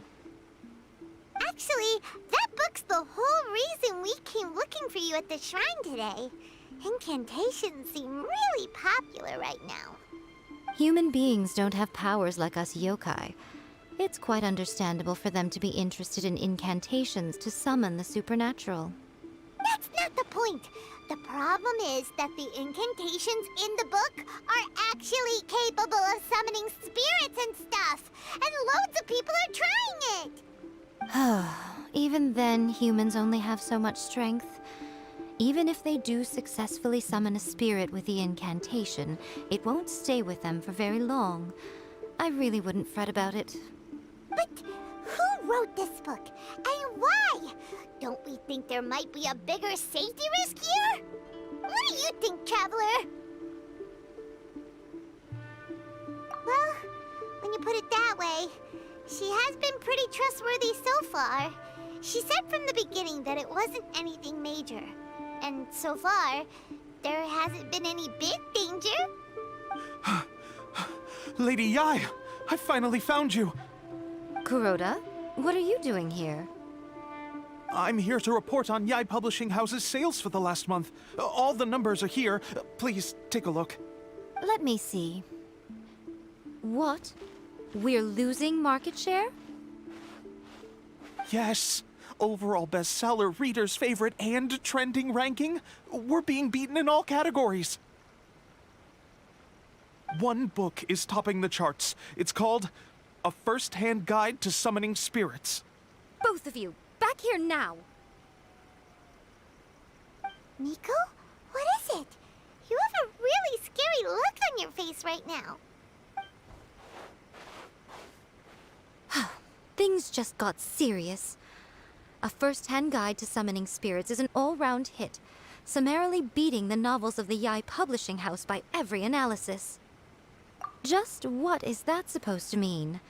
I worked extremely hard to promote our latest featured work, and now a rival book comes out of nowhere and steals our thunder. If this isn't the very definition of intolerable, I don't know what is. I have to come up with a counterplan, and you are going to help me. Huh? How is this our problem all of a sudden? Paimon, please. Who wrote this book and why? Don't we think there might be a bigger safety risk here? Oh, am I to take it that the safety of the people of Inazuma isn't so important in your eyes after all? Wait, what just happened? Again, you technically have a point, but this feels all wrong. Nothing's wrong, okay? Come on. We're going to war. I'm going to head back and make some preparations. Meet me outside the Yae Publishing House.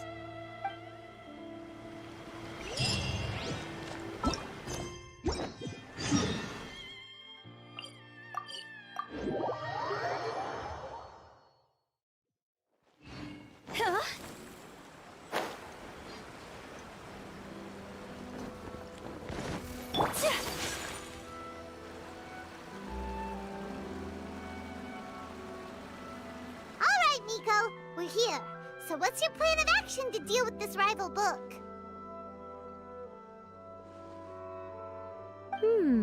Why don't you take a guess? I'll give you a hint.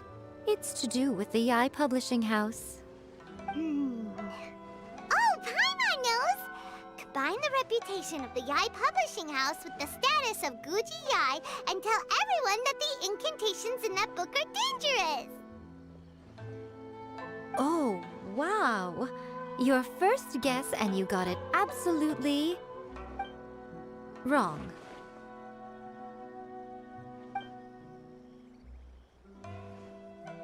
Yeah!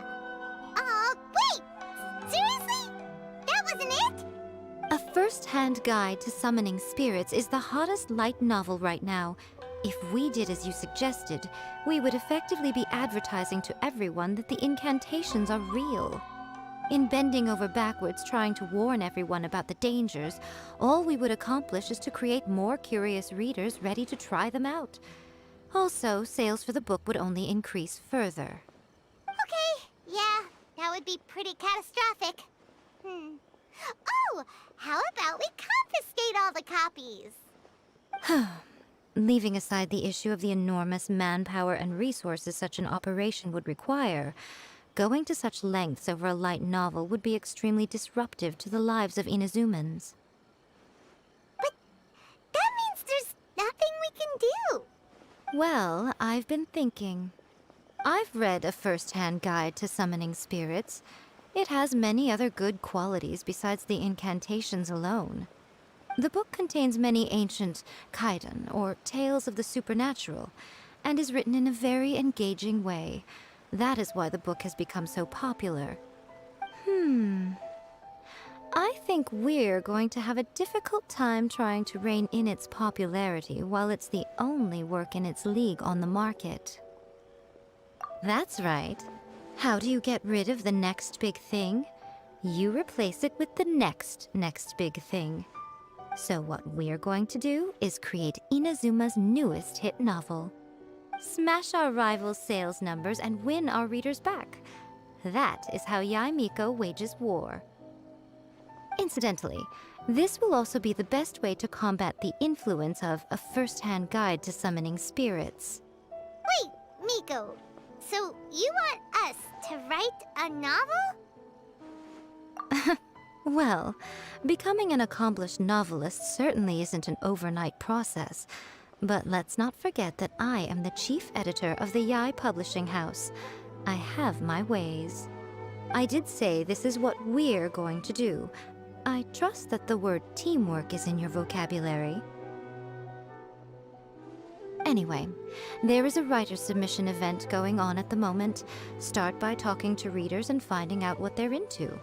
When you have an idea of what the current trends are, come back and see me. I'll be at Uyu Restaurant. Find me there when you're done. I will assemble a team, and we can work while we eat.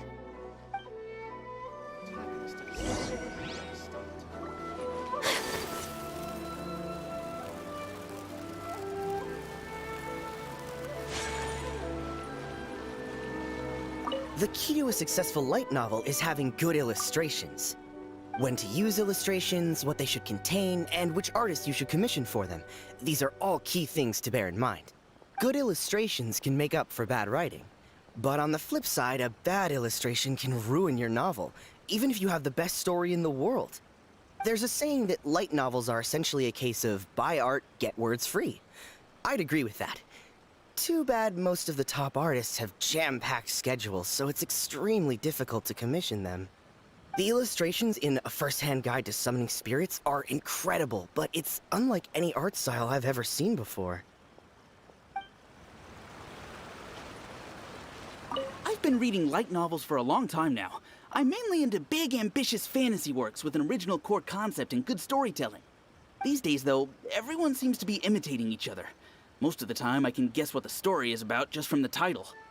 The only recent book worth mentioning is A First-Hand Guide to Summoning Spirits. Not only is it a good story, but the descriptions are really true to life. So much so that I'm almost wondering if maybe the author really has met all those yokai before.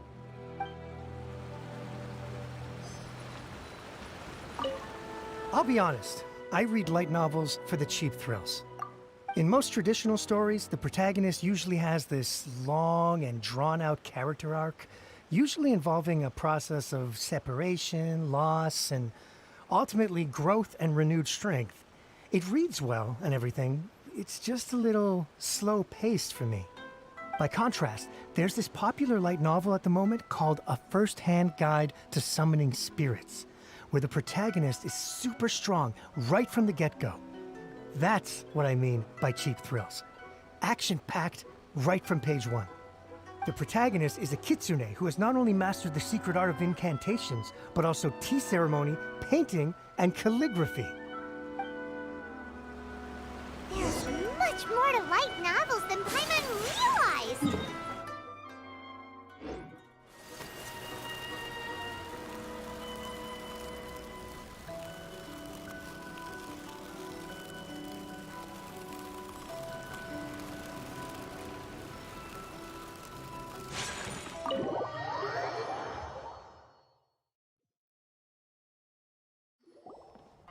Ah, there you are. Let me introduce the team. You've already met Junkichi and Shigeru. Shigeru is an experienced editor, and Junkichi is the author he's partnered with. Junkichi's working through a creative lull at the moment, but all his past works have been very popular with young people. He's developed a distinct and enduringly popular style. Satomi is Yae Publishing House's ace in the hole. Her specialty is that she can write all kinds of completely different stories and all under different pen names. As for what those names are, well, that's a trade secret. They will be teaming up with us to collectively create the novel that knocks A First-Hand Guide to Summoning Spirits off its perch. So, feeling better about my plan now? Uh-huh. It definitely makes sense. Now then, tell me what you found out about readers' preferences. All very true. An original core concept, a fast pace, quality illustrations, and lots of action. This is the formula that will guarantee good sales numbers. More importantly than that, even though it's a work of fiction, we have to deliver a sense of realism. Paimon followed pretty much all of that, but there's still one question. What are we actually gonna write about? For example, we know we need an original core concept, but how do we come up with one? Before you can answer that question, you have to understand your target audience. Take A First-Hand Guide to Summoning Spirits, for example. When I read it, all I find is common knowledge to the kitsune. But to the general public, it's bursting with new and interesting ideas. It all comes down to the size of the information gap between author and reader. As a traveler, there must be a great many things you know that are complete unknowns to the people of Inazuma. What is commonplace to you may be fresh and original to them. Oh, right! So maybe we can take inspiration from our time in Mondstadt and Lille. But that would make it a completely different genre than A First-Hand Guide to Summoning Spirits. Is that gonna be a problem? Not at all. You don't have to worry so much about how to compete with that book. All you have to do is provide some interesting ideas based on your travel experiences. As long as the core content is interesting, my expert team here will be able to flesh out the details. Alright, let's start with Chapter 1 then. What are you thinking? This sounds like a great one! Let's see here. The protagonist arrives in Mondstadt for the first time to the sight of a dragon flying around and wreaking havoc on the city. With the help of some trusty companions, the protagonist successfully defeats the dragon. But then, the dragon suddenly turns into a beautiful young woman! Huh? Human, let us work together to build a better future. The love story between human and dragon begins today? Well, that was an unexpected development. What happened to the grand adventure? What? But that's so misleading. Out of a maximum of 10 points, I'd give that a 9. The story certainly goes in an unorthodox direction, And the Dragon Girl sounds destined to be a hit character. Approved. What the heck? Good job, little one. You're not only drawing on your own experiences, but it seems you're filtering them through the lens of the kinds of light novels you've read in the past. I think you really understand what we're trying to do here. Thoughts from the experts? Are we able to work with this general framework to make an interesting story? Yeah, we think it works. I tend to overcomplicate the core concept if I'm not careful, so this deals with that problem. That's good. Okay, we're done with Chapter 1. Let's move on to Chapter 2. Huh? Won't that do for now? Readers will devour your content a lot more quickly than you'd think. If we don't keep delivering the goods now we've caught their attention, all our hard work so far is in vain. Hurry, Chapter 2, let's go. Can't you see that Satomi is waiting? What's wrong with you? You don't look so good.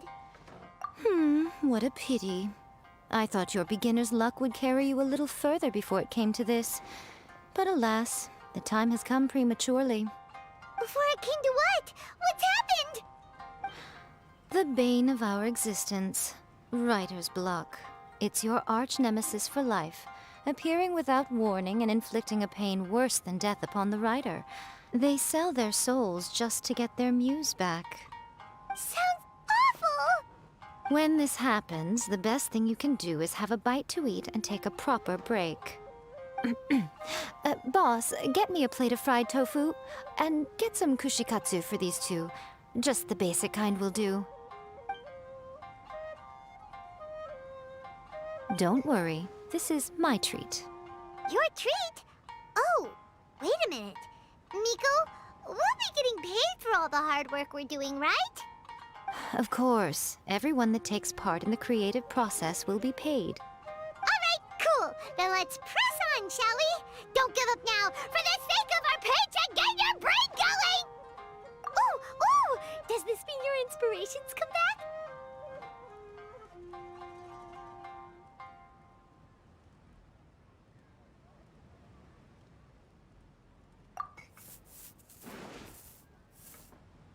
The protagonist awakes to find themselves turned into a Geo-bishop hatchling, surrounded by countless adventurers.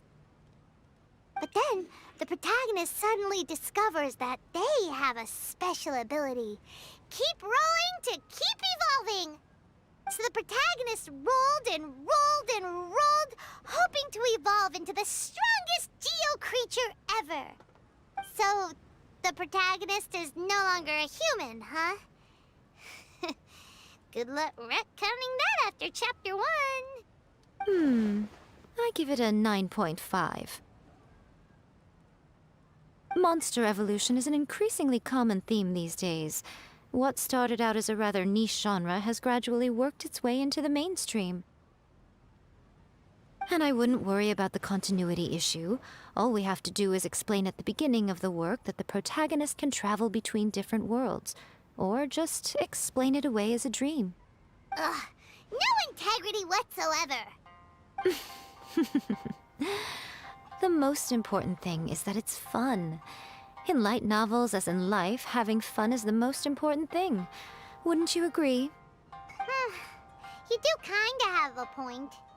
Great. Well, now Satomi can get started on that. Leave it to me, Lady Yae.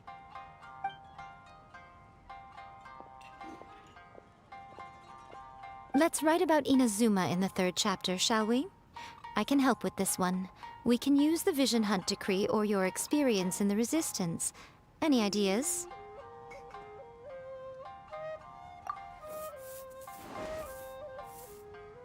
When the Vision Hunt Decree comes out of nowhere, the protagonist joins the Resistance, starting out as an ordinary rank-and-file soldier.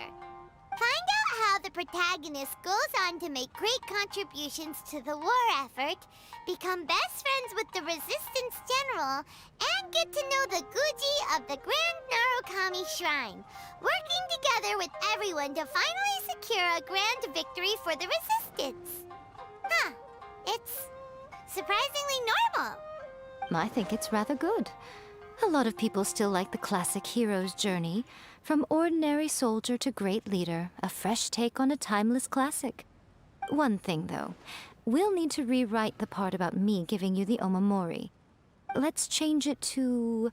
The mysterious Lady Kitsune teaches the protagonist a spell that can make their wishes come true.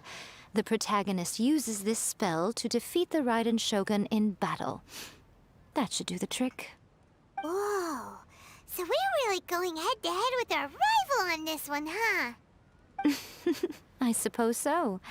Once they're done writing the manuscript, I'll write the passage where the protagonist recites the incantation myself. Are we done then? Do you really think this will be able to beat a first-hand guide to summoning spirits? The content is fine. Now we just need to promote it. I will contact an artist to make some illustrations.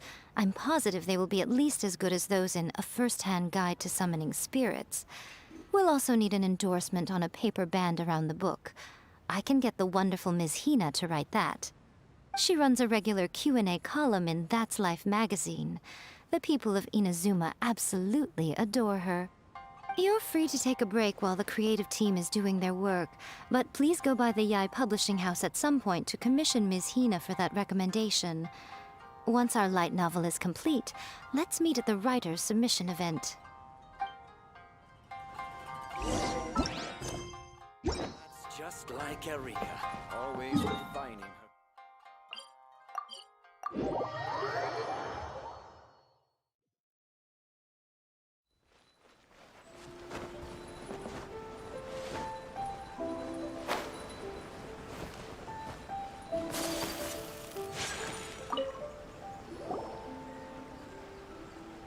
Miss Hina doesn't usually do endorsements, but since it's Lady Guji that's asking, we'll see what we can do.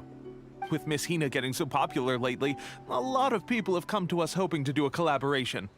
But Miss Hina's not interested in any of it. She still prefers to focus all her efforts on replying to readers' letters, and turns down every promotional opportunity she can. Maybe that's why her fans like her so much. I'm getting off topic here. Anyway, if we can get that endorsement from Miss Hina, you'll definitely get an exposure boost at the beginning. May your light novel sell well and set a new record for the Yae publishing house. We'll do our best.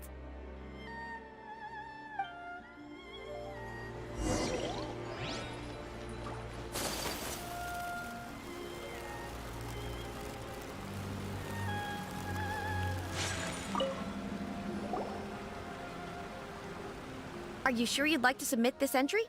Let me see. The Miraculous Adventures of the Traveler by Thousand Hands. What a strange pen name. Definitely your doing. Having been around you so much recently, Paimon's slowly starting to understand your unique tastes. What do you mean, strange? It took a lot of work by a lot of different people to get this thing finished. Don't you think it's a very descriptive pen name? We'll get this printed as a matter of priority and conduct trial sales in pilot locations throughout Inazuma. I'll announce the sales numbers in 3 days. Uh-oh. Paimon's getting a little nervous now. Do you really think this is gonna work? That's right. Be confident in your work. That's exactly how a light novelist should be. Okay, then I'll sign you up. Please come back in 3 days for the results. Thank you all for your submission. I wish you the very best of luck.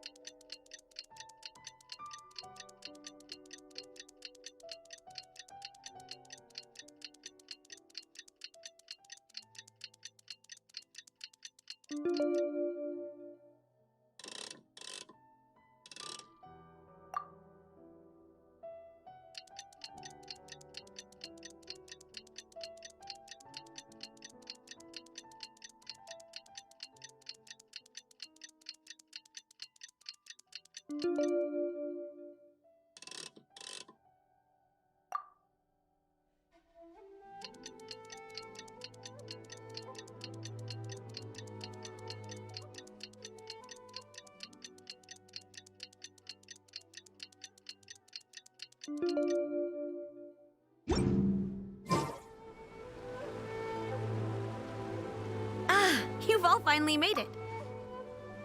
Good news, everyone. I just received word that your light novel is flying off the shelves. Multiple sales locations are asking when we'll be printing more copies. Woohoo! That's great! This level of success is an amazing accomplishment for a new work. Most new books don't sell 30% of what you've sold. I have free copies for each of you here. Please take them. The payment will follow shortly, and I'll notify you to come and collect it when the time comes. Oh yeah! The whole reason why we made this light novel was to combat the influence of a first-hand guide to summoning spirits.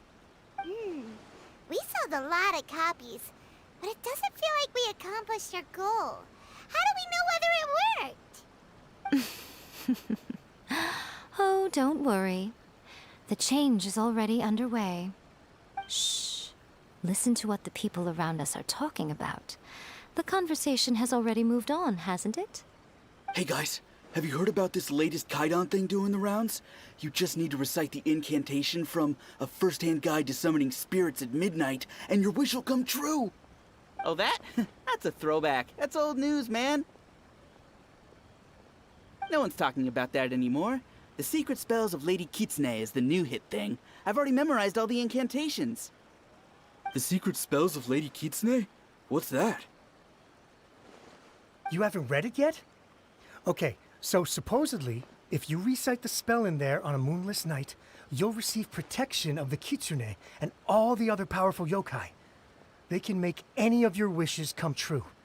I heard that the incantations in A First-Hand Guide to Summoning Spirits have weird side effects. This one guy wished for a load of mora and got it, but then one night it all turned to leaves and he developed a high fever. They actually had to use one of the secret spells of Lady Kitsune to get rid of the discomfort. That proves that the incantations in this book are more potent than the ones everyone was trying before. Pretty much everyone I know is desperate to try it out. Just waiting for a moonless night. Really? Well, I better go and prepare too. Well, feeling less worried now? Wow, you're right! Everyone's shifting focus! But what's this moonless night that they're talking about? Hyman doesn't remember that detail from the brainstorming session. This is something that will become very important to us further down the line. All right, it's time to move on to the next phase of the plan. There's a phase 2? Of course. Behind every book that hits the market lies an author, right? Oh yeah, if we leave him to his own devices, he might just write another guide to summoning spirits. Also, we still need to figure out what his motive for writing it was. Exactly. That's what we need to take care of next. Fortunately, I've already managed to identify the author. He's a failed light novelist named Tomoyuki. But when we went to ask him about it, he had no recollection whatsoever of having written the book. Yes, this is another case of possession. Only this time, whoever possessed him actively sought him out.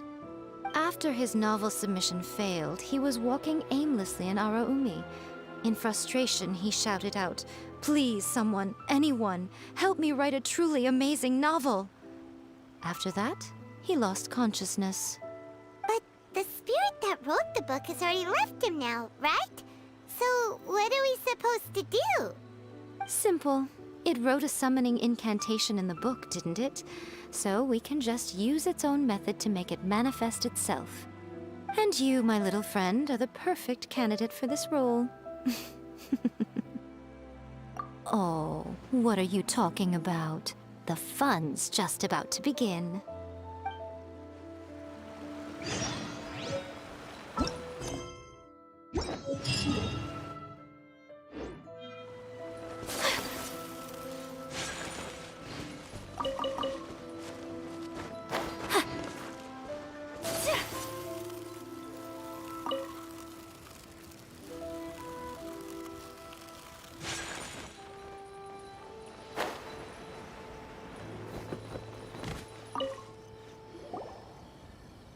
Miko, what is this place? The ideal spot for a little meet and greet with a certain elusive author. This is the place where we are most likely to succeed in summoning the spirit. Really? But it feels so eerie here. That seems rather fitting, considering that we are dealing with the spirits of the deceased here. What are you so afraid of, honestly? We're finally about to meet the true author of a first-hand guide to summoning spirits. Aren't you excited? Paimon's heart is pounding, but Paimon's pretty sure it's not because of excitement. Come on, in we go. Hey, wait up! Ooh, Paimon's scared. Stay close by, okay? Don't leave Paimon all alone.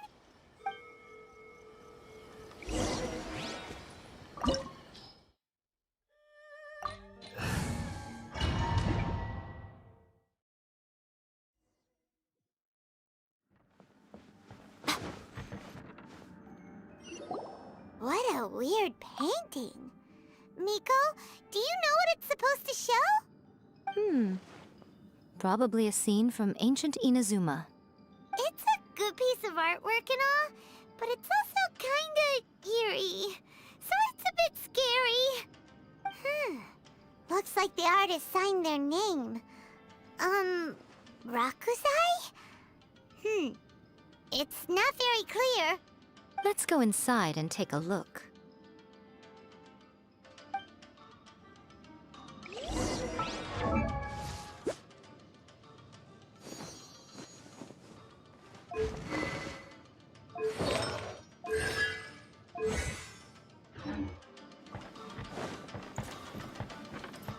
It's my lucky day. Ha! Right here. Come on out. More! Show them. There's more! Whirling snow! Rain outlines your fate. Come on out. To the very... Right now. Let me weave you a verse. Huh?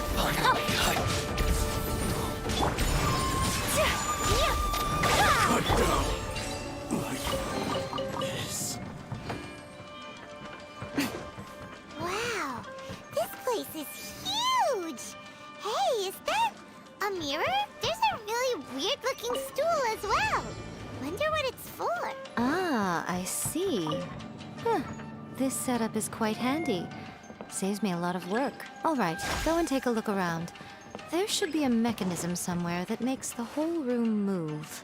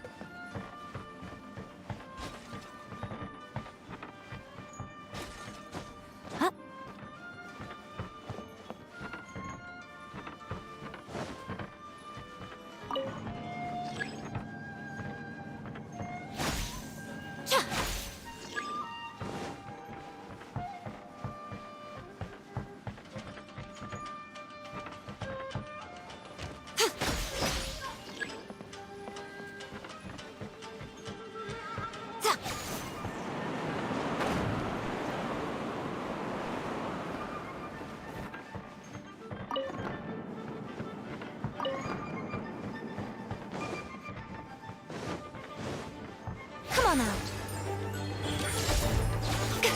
No, my sword! Rain outlines your fate. Show them.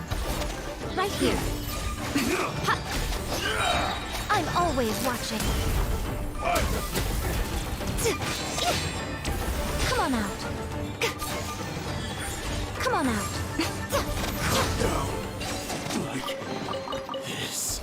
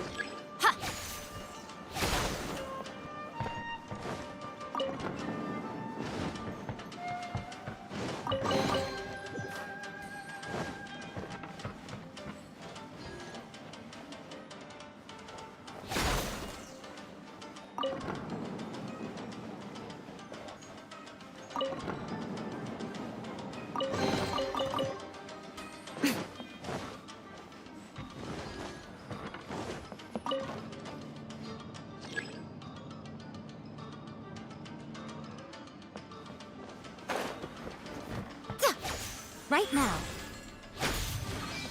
It's my lucky day.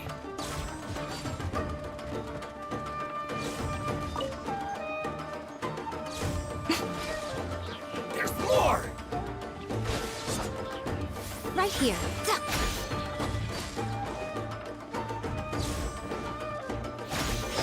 Emerge.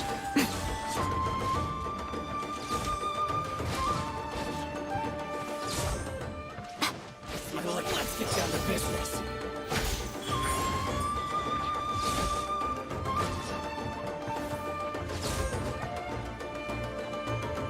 Right here. Come on out. Emerge.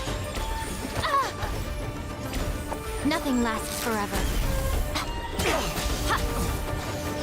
Right here. Show them. Lucky day. Witness the power of Gugwa. Know my sword.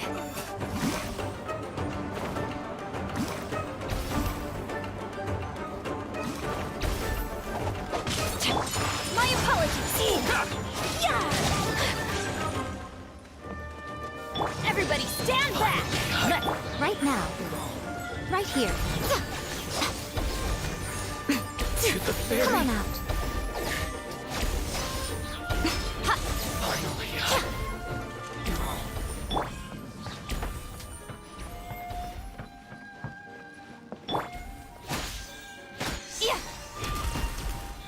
Emerge.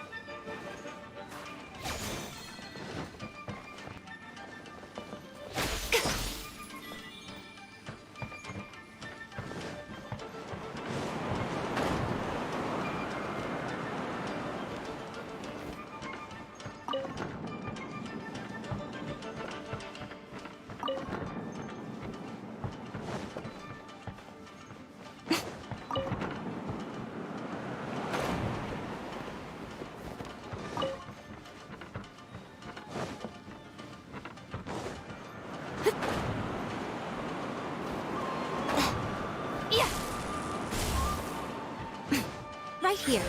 Let me try. Let me weave you a verse. Huh? Know my sword. Huh? We have to end this. Right now. Emerge. Right here. A sight to behold. End you! One strike will suffice. I'm going in. Witness the power of Gugwa. Rain outlines your fate. Huh? Emerge. Right now. You win this battle.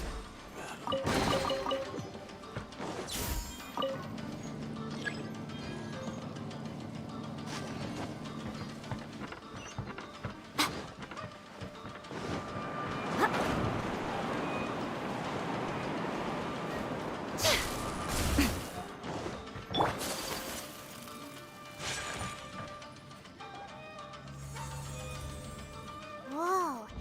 It's that painting we just saw. It's turning this way along with the whole wall. It's getting eerier and scarier. What is this place? Okay. Next I will show you a secret kitsune spell. This painting is a swift summoning medium, which means I'll be able to skip many of the more tedious steps. The murky mirror reflects the view of Inazuma in a bygone age. Spirits stirred by the sight of the past will be easily drawn to it. You're up next, little one. Come on, sit yourself down here. Yes. The whole point of a summoning ritual is for a dead person's spirit to possess a living person's body. You saw what happened to that Oni samurai spirit. After leaving the host's body, he was only able to maintain his form for a very short time before disappearing. Are we positive that summoning a spirit to possess the Traveler isn't gonna have any lasting negative consequences?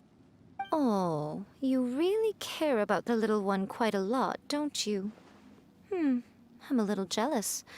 I wish my friends were caring like that. Anyway, are you scared, little friend? Don't you worry now, it'll be over soon. Just think of it like having a dream. Sit on the chair, stare at the painting, and relax your body and mind. Try and be natural. There's really no need to be nervous.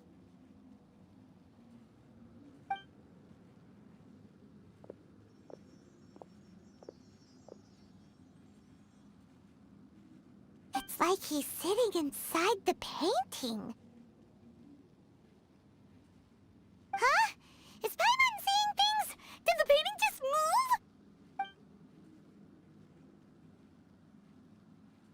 Recite the incantation in your heart, little one. Also, you'll need to have some intense thoughts going through your head. A wish, for example. Now, what kind of wish do we think it would take to summon forth the author of A First-Hand Guide to Summoning Spirits? Anyone? Probably something to do with writing? Very good. The wish needs to be heartfelt, though, so let me help add a little realism to the equation. The book is selling exceptionally well, Traveler, but we're going to need an outline for Chapter 4 as soon as humanly possible. When is the earliest that you can turn it in by? The painting is moving again! What the...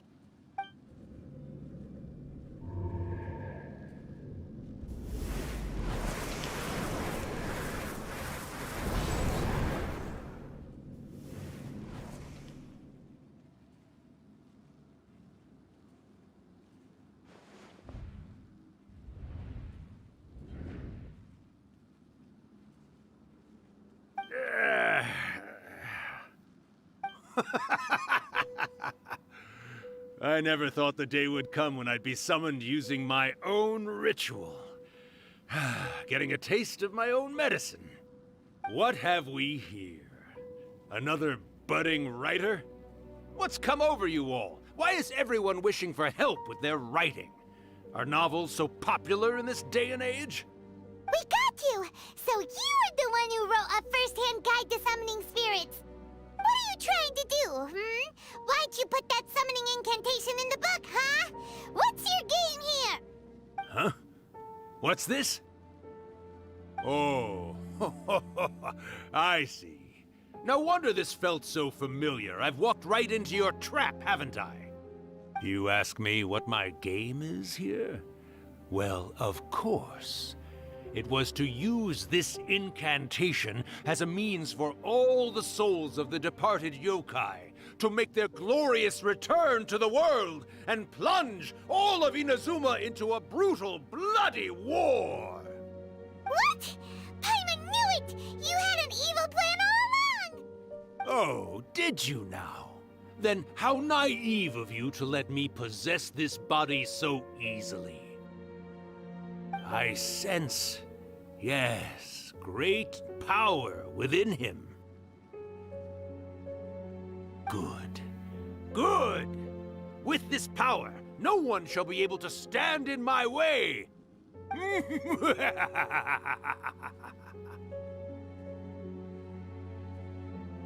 up! Quick! Wake up! We gotta stop him! It is futile. You shall never wake him again. This body now belongs to me! Hey! Come on, wake up! Don't let him take your mind! Miko, think of something! Miko! Miko!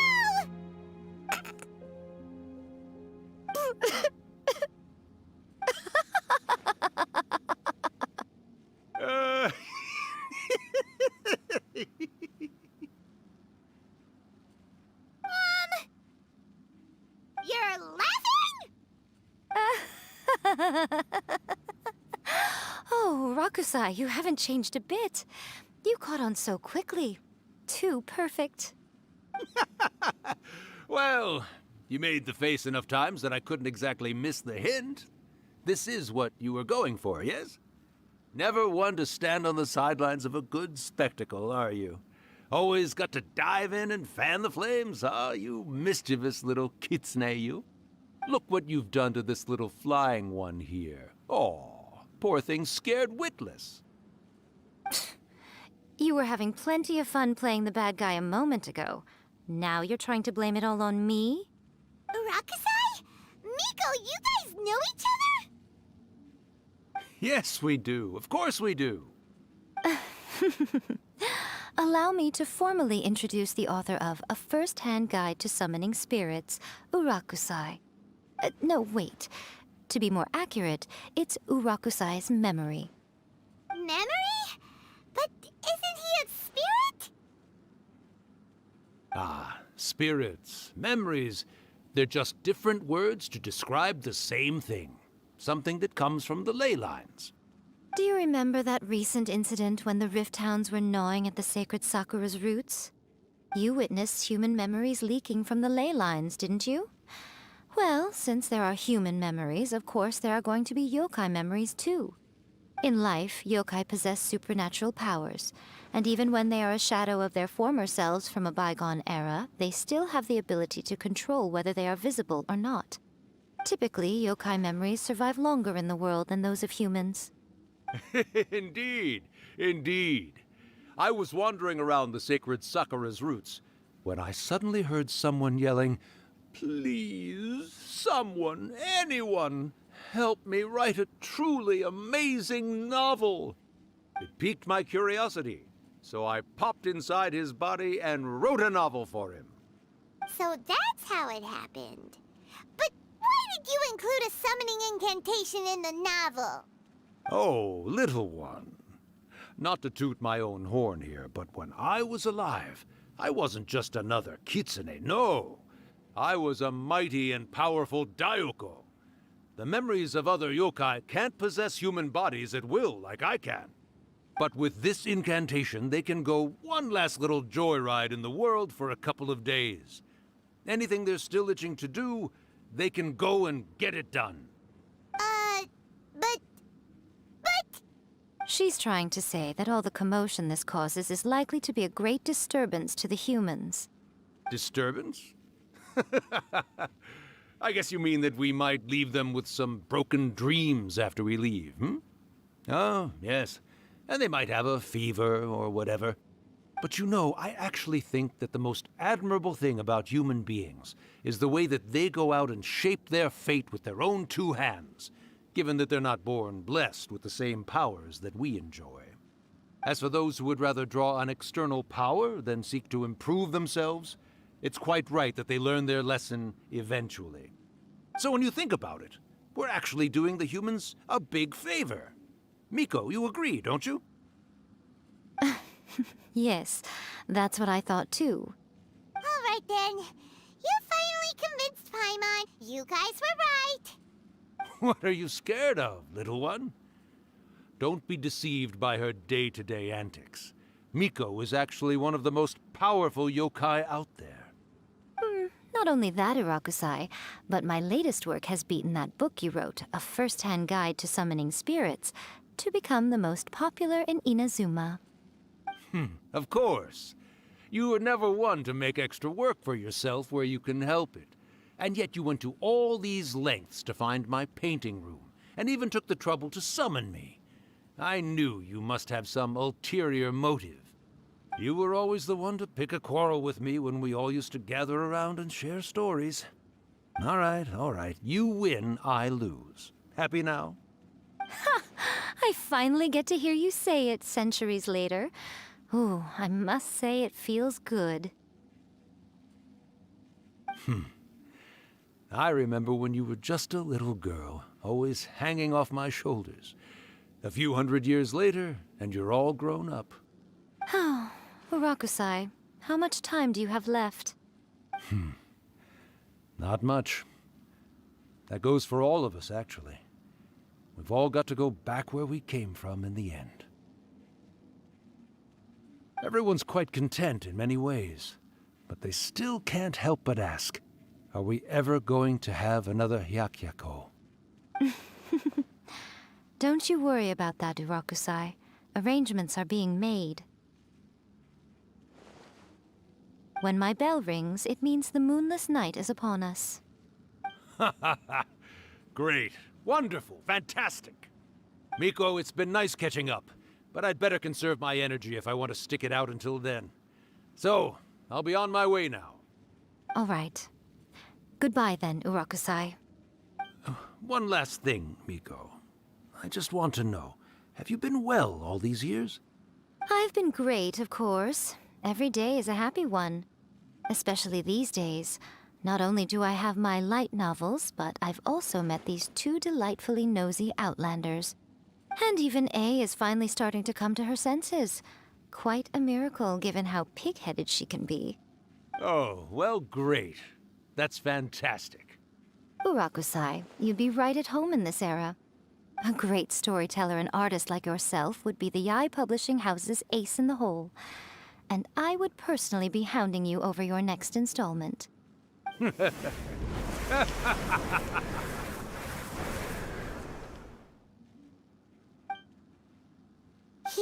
disappeared. Are you awake? How are you feeling? Are you all there? Here, like last time, repeat after me. Oh, you beat me to it. Looks like your brain is intact. So, your first possession, What was it like?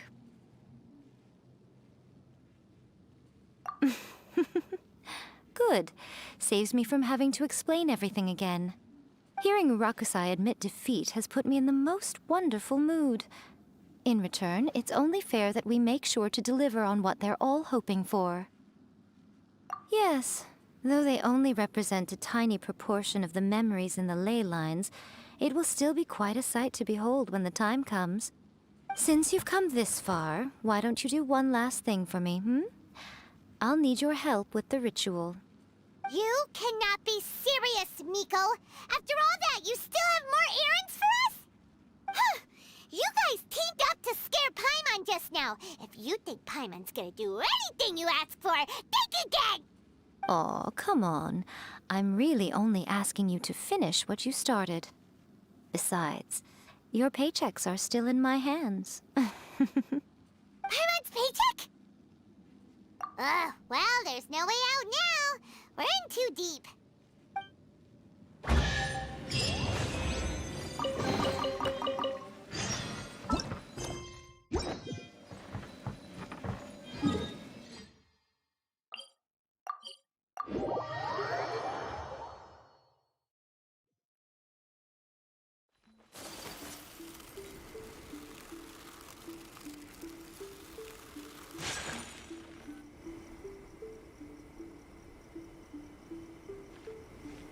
Well, hello there, my little helpers. So nice of you to join me. You're right on time, too. As if we had a choice. We just want our paychecks. So, Miko, what exactly do we have to do to make this Hyakuyaku happen? Also, to be clear, we actually have no idea what it even means. It might sound ominous, but to put it simply, the Hyakuyaku is just a gathering of the yokai. Back in the day at yokai gatherings, once everyone had had plenty to drink, one by one they'd start soaring into the sky with their yokai powers. There were so many of them that their silhouettes would block out the moon. But now, the yokai memories that leak from the ley lines are weak. They are no longer able to fly. So I will be performing a convocation ritual for them, gathering all the wandering memories together in one place. When the time comes, they will gather in the sky above the Grand Narukami Shrine. Once their energy is spent, they will be satisfied and return to where they belong. All the preparations for the ritual have actually been made well in advance. Remember the incantation and the mention of moonless night that I added to our novel? Oh, yeah! Something about reciting the secret spells of Lady Kitsune on a moonless night. That's the one. Actually, it's not a wish-granting incantation at all. It's a spell to help calm the ley line memories. When that time comes, let's all pitch in and help send them on their way. I will start the ritual preparations shortly, and at that time, I need you to do 2 things. First, tell the Shrine Maidens to leave the mountain. During the Hyakyako, a whole swarm of yokai memories will be hanging around in the air above the Grand Narukami Shrine. Having the Shrine Maidens leave avoids the bothersome issue of someone potentially getting possessed. After that, I will commence the ritual, and the memories will begin to congregate. This will take some time. I need you at the foot of Mount Yogo during this part to keep an eye on nearby monster activity. The memories are normally dispersed and don't pose a threat, but when their energy is concentrated, it is likely to disturb the monsters. They may see this as an opportunity to try and make it up the mountain. I need you to fend them off so that that doesn't happen. Alright, got it. Then what? Well, if at that point you felt like coming to the shrine and getting a close-up view of the yokai, I wouldn't say no.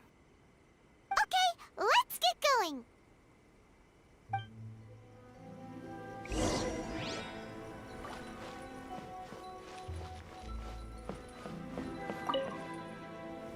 Descend the mountain? Are those Lady Gucci's orders? Yep, Miko said the ritual she's gonna perform soon might pose a physical danger to you all. I see. I'll evacuate everyone right away. What about you? We'll be taking care of a couple other things for her. And once we're done with that, we're gonna come back and do the ritual together. It seems like Lady Gucci places great trust in you. Lady Gucci's never allowed anyone else to be in her presence when she's conducted rituals like this in the past.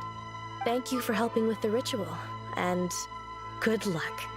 Don't worry, we're much stronger than we look.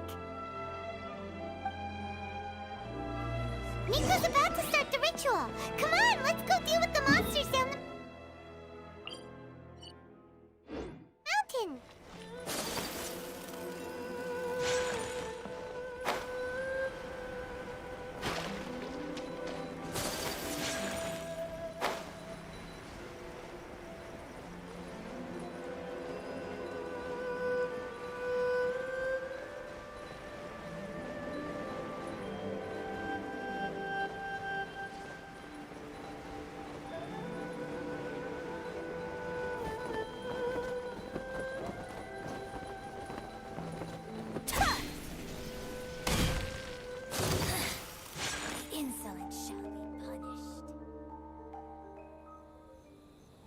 These monsters look really riled up.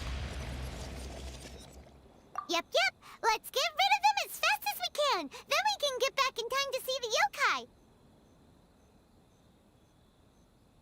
All right, here they come.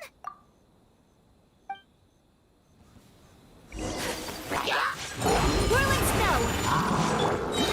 Rain cutter, no, my sword! Yes, let's light it up! I will not stand for this! Embrace the ice!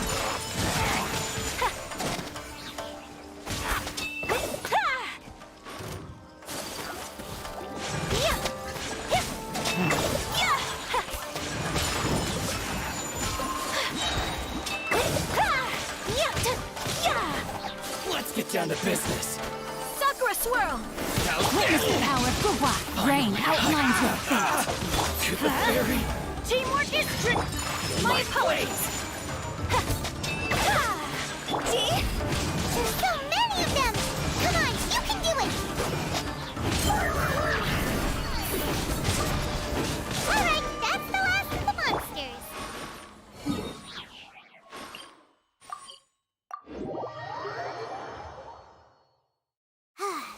How far along do you think the ritual is? Let's head...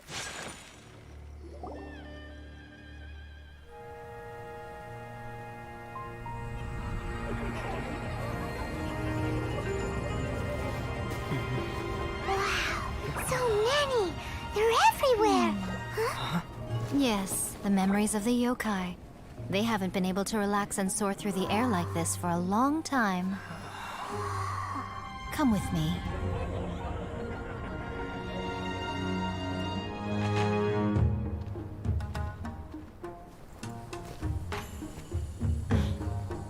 you all right, little one? You look a little nervous. It's just, Hyman's never seen anything like this before.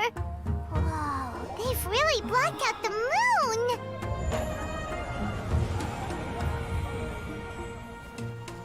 It does look a little intimidating, doesn't it? But I know them. They may be loud and brash at times, but they are good and brave souls. Even after losing their lives in a brutal war, they have never given in to grief or despair. Alas, their time is short.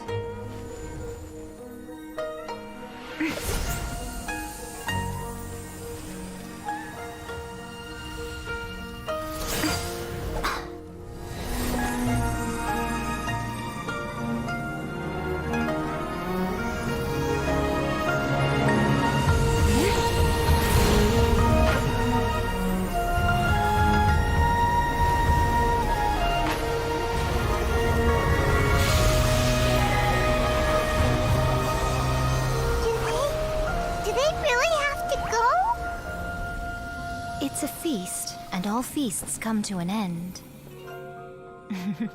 Since you're sorry to see them leave, why don't you do the recital along with me? O Hakushin, cause of this enchantment, in reverence I perform this rite. In reverence I perform this rite. To be a guiding light.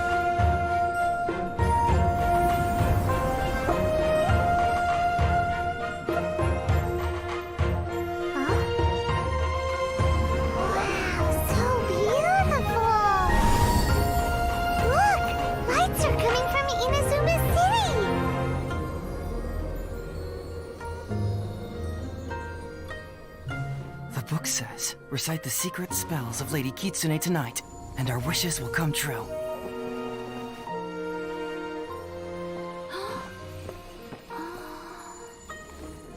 O Hakushin, cause of this enchantment, I perform this rite to be a guiding light.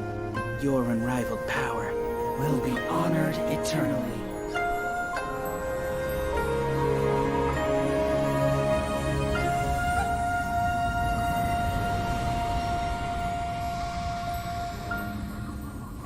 Murakusai, you asked if I was doing well.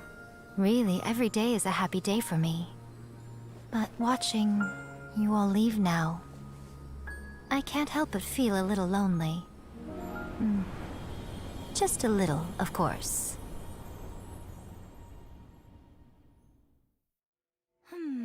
Just as I thought. The ritual went very smoothly. Thank you both. Oh, I'm great. But the look on your face just now... I'm fine, seriously. Really, No. Honestly, you two. Miko... Fine. Well, if you're dead set on doing something for me, you can treat me to a meal. Sure, no problem. A meal it is. Okay. Well, see you soon then.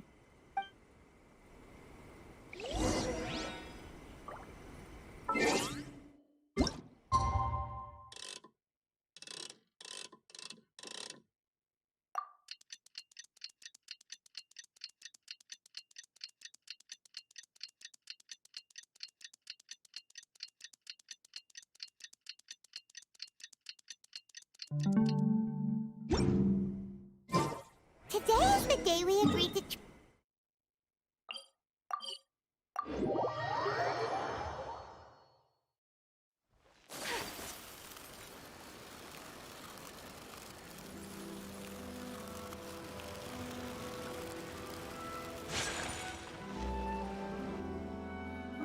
Wait is unbearable. How is the next chapter of the miraculous adventures of the Traveler not released yet? It was quite a surprise when the moonless night finally came. Yeah, that huge black cloud over Mount Yogo that night. It just seemed to form out of nowhere. But then nothing happened after I made a wish using the method in that book. Yeah. I guess light novels are just fiction after all, huh? That night was definitely the nail in the coffin for the incantations from novels fad. Still, something tells me the miraculous adventures of the Traveler will remain an interesting series for a long time to come. Huh? Paimon can't see Miko anywhere. Guess she's not out here. Maybe she went inside already. Let's head in and look for her.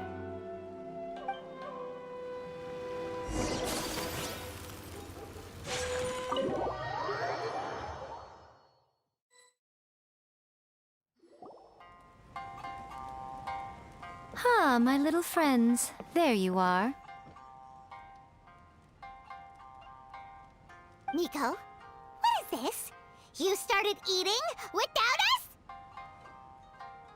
I did, yes. You're paying, after all. The thought of being able to eat the most expensive dishes and drink the finest sake, all for absolutely free? Oh, I just couldn't wait any longer. Ah, boss, see these two faces here? Remember them. They're the ones picking up the bill later. Alrighty.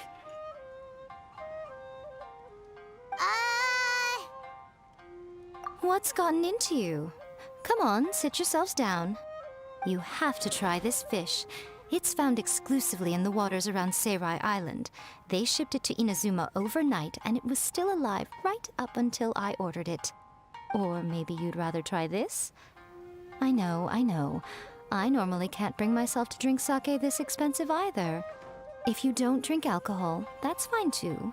There are all kinds of fruit juices covering the whole price spectrum. Miko! You are outrageous! Last time we were here working on the novel, all you ordered for us was the plainest kushikatsu! Strange. I remember no such thing. Oh, so what? You did offer to treat me to a meal, didn't you? Anyway, I am something of a VIP, you know. Wouldn't you find it embarrassing to treat me anything short of lavishly? Miko, this meal is going to be super expensive! Aren't you afraid we won't be able to afford it? Oh, don't you worry about that. You can most definitely afford it.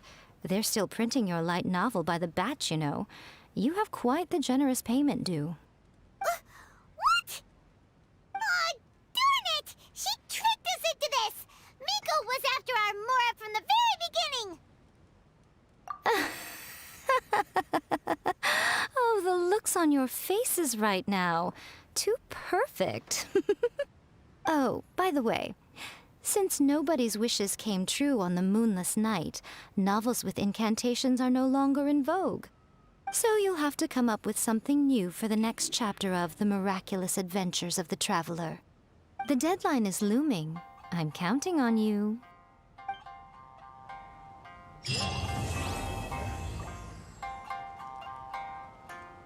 Thank you for the meal. I thoroughly enjoyed myself today. Oh, did I mention? A saw that convocation ritual we performed over the Grand Narukami Shrine. I know she can be pig-headed, but it still took me by surprise when she wrote me a long and sternly worded letter about it, chastising me for taking this whole thing much too far. Ugh, I hardly see what all the fuss is about. Everyone seemed perfectly happy to me.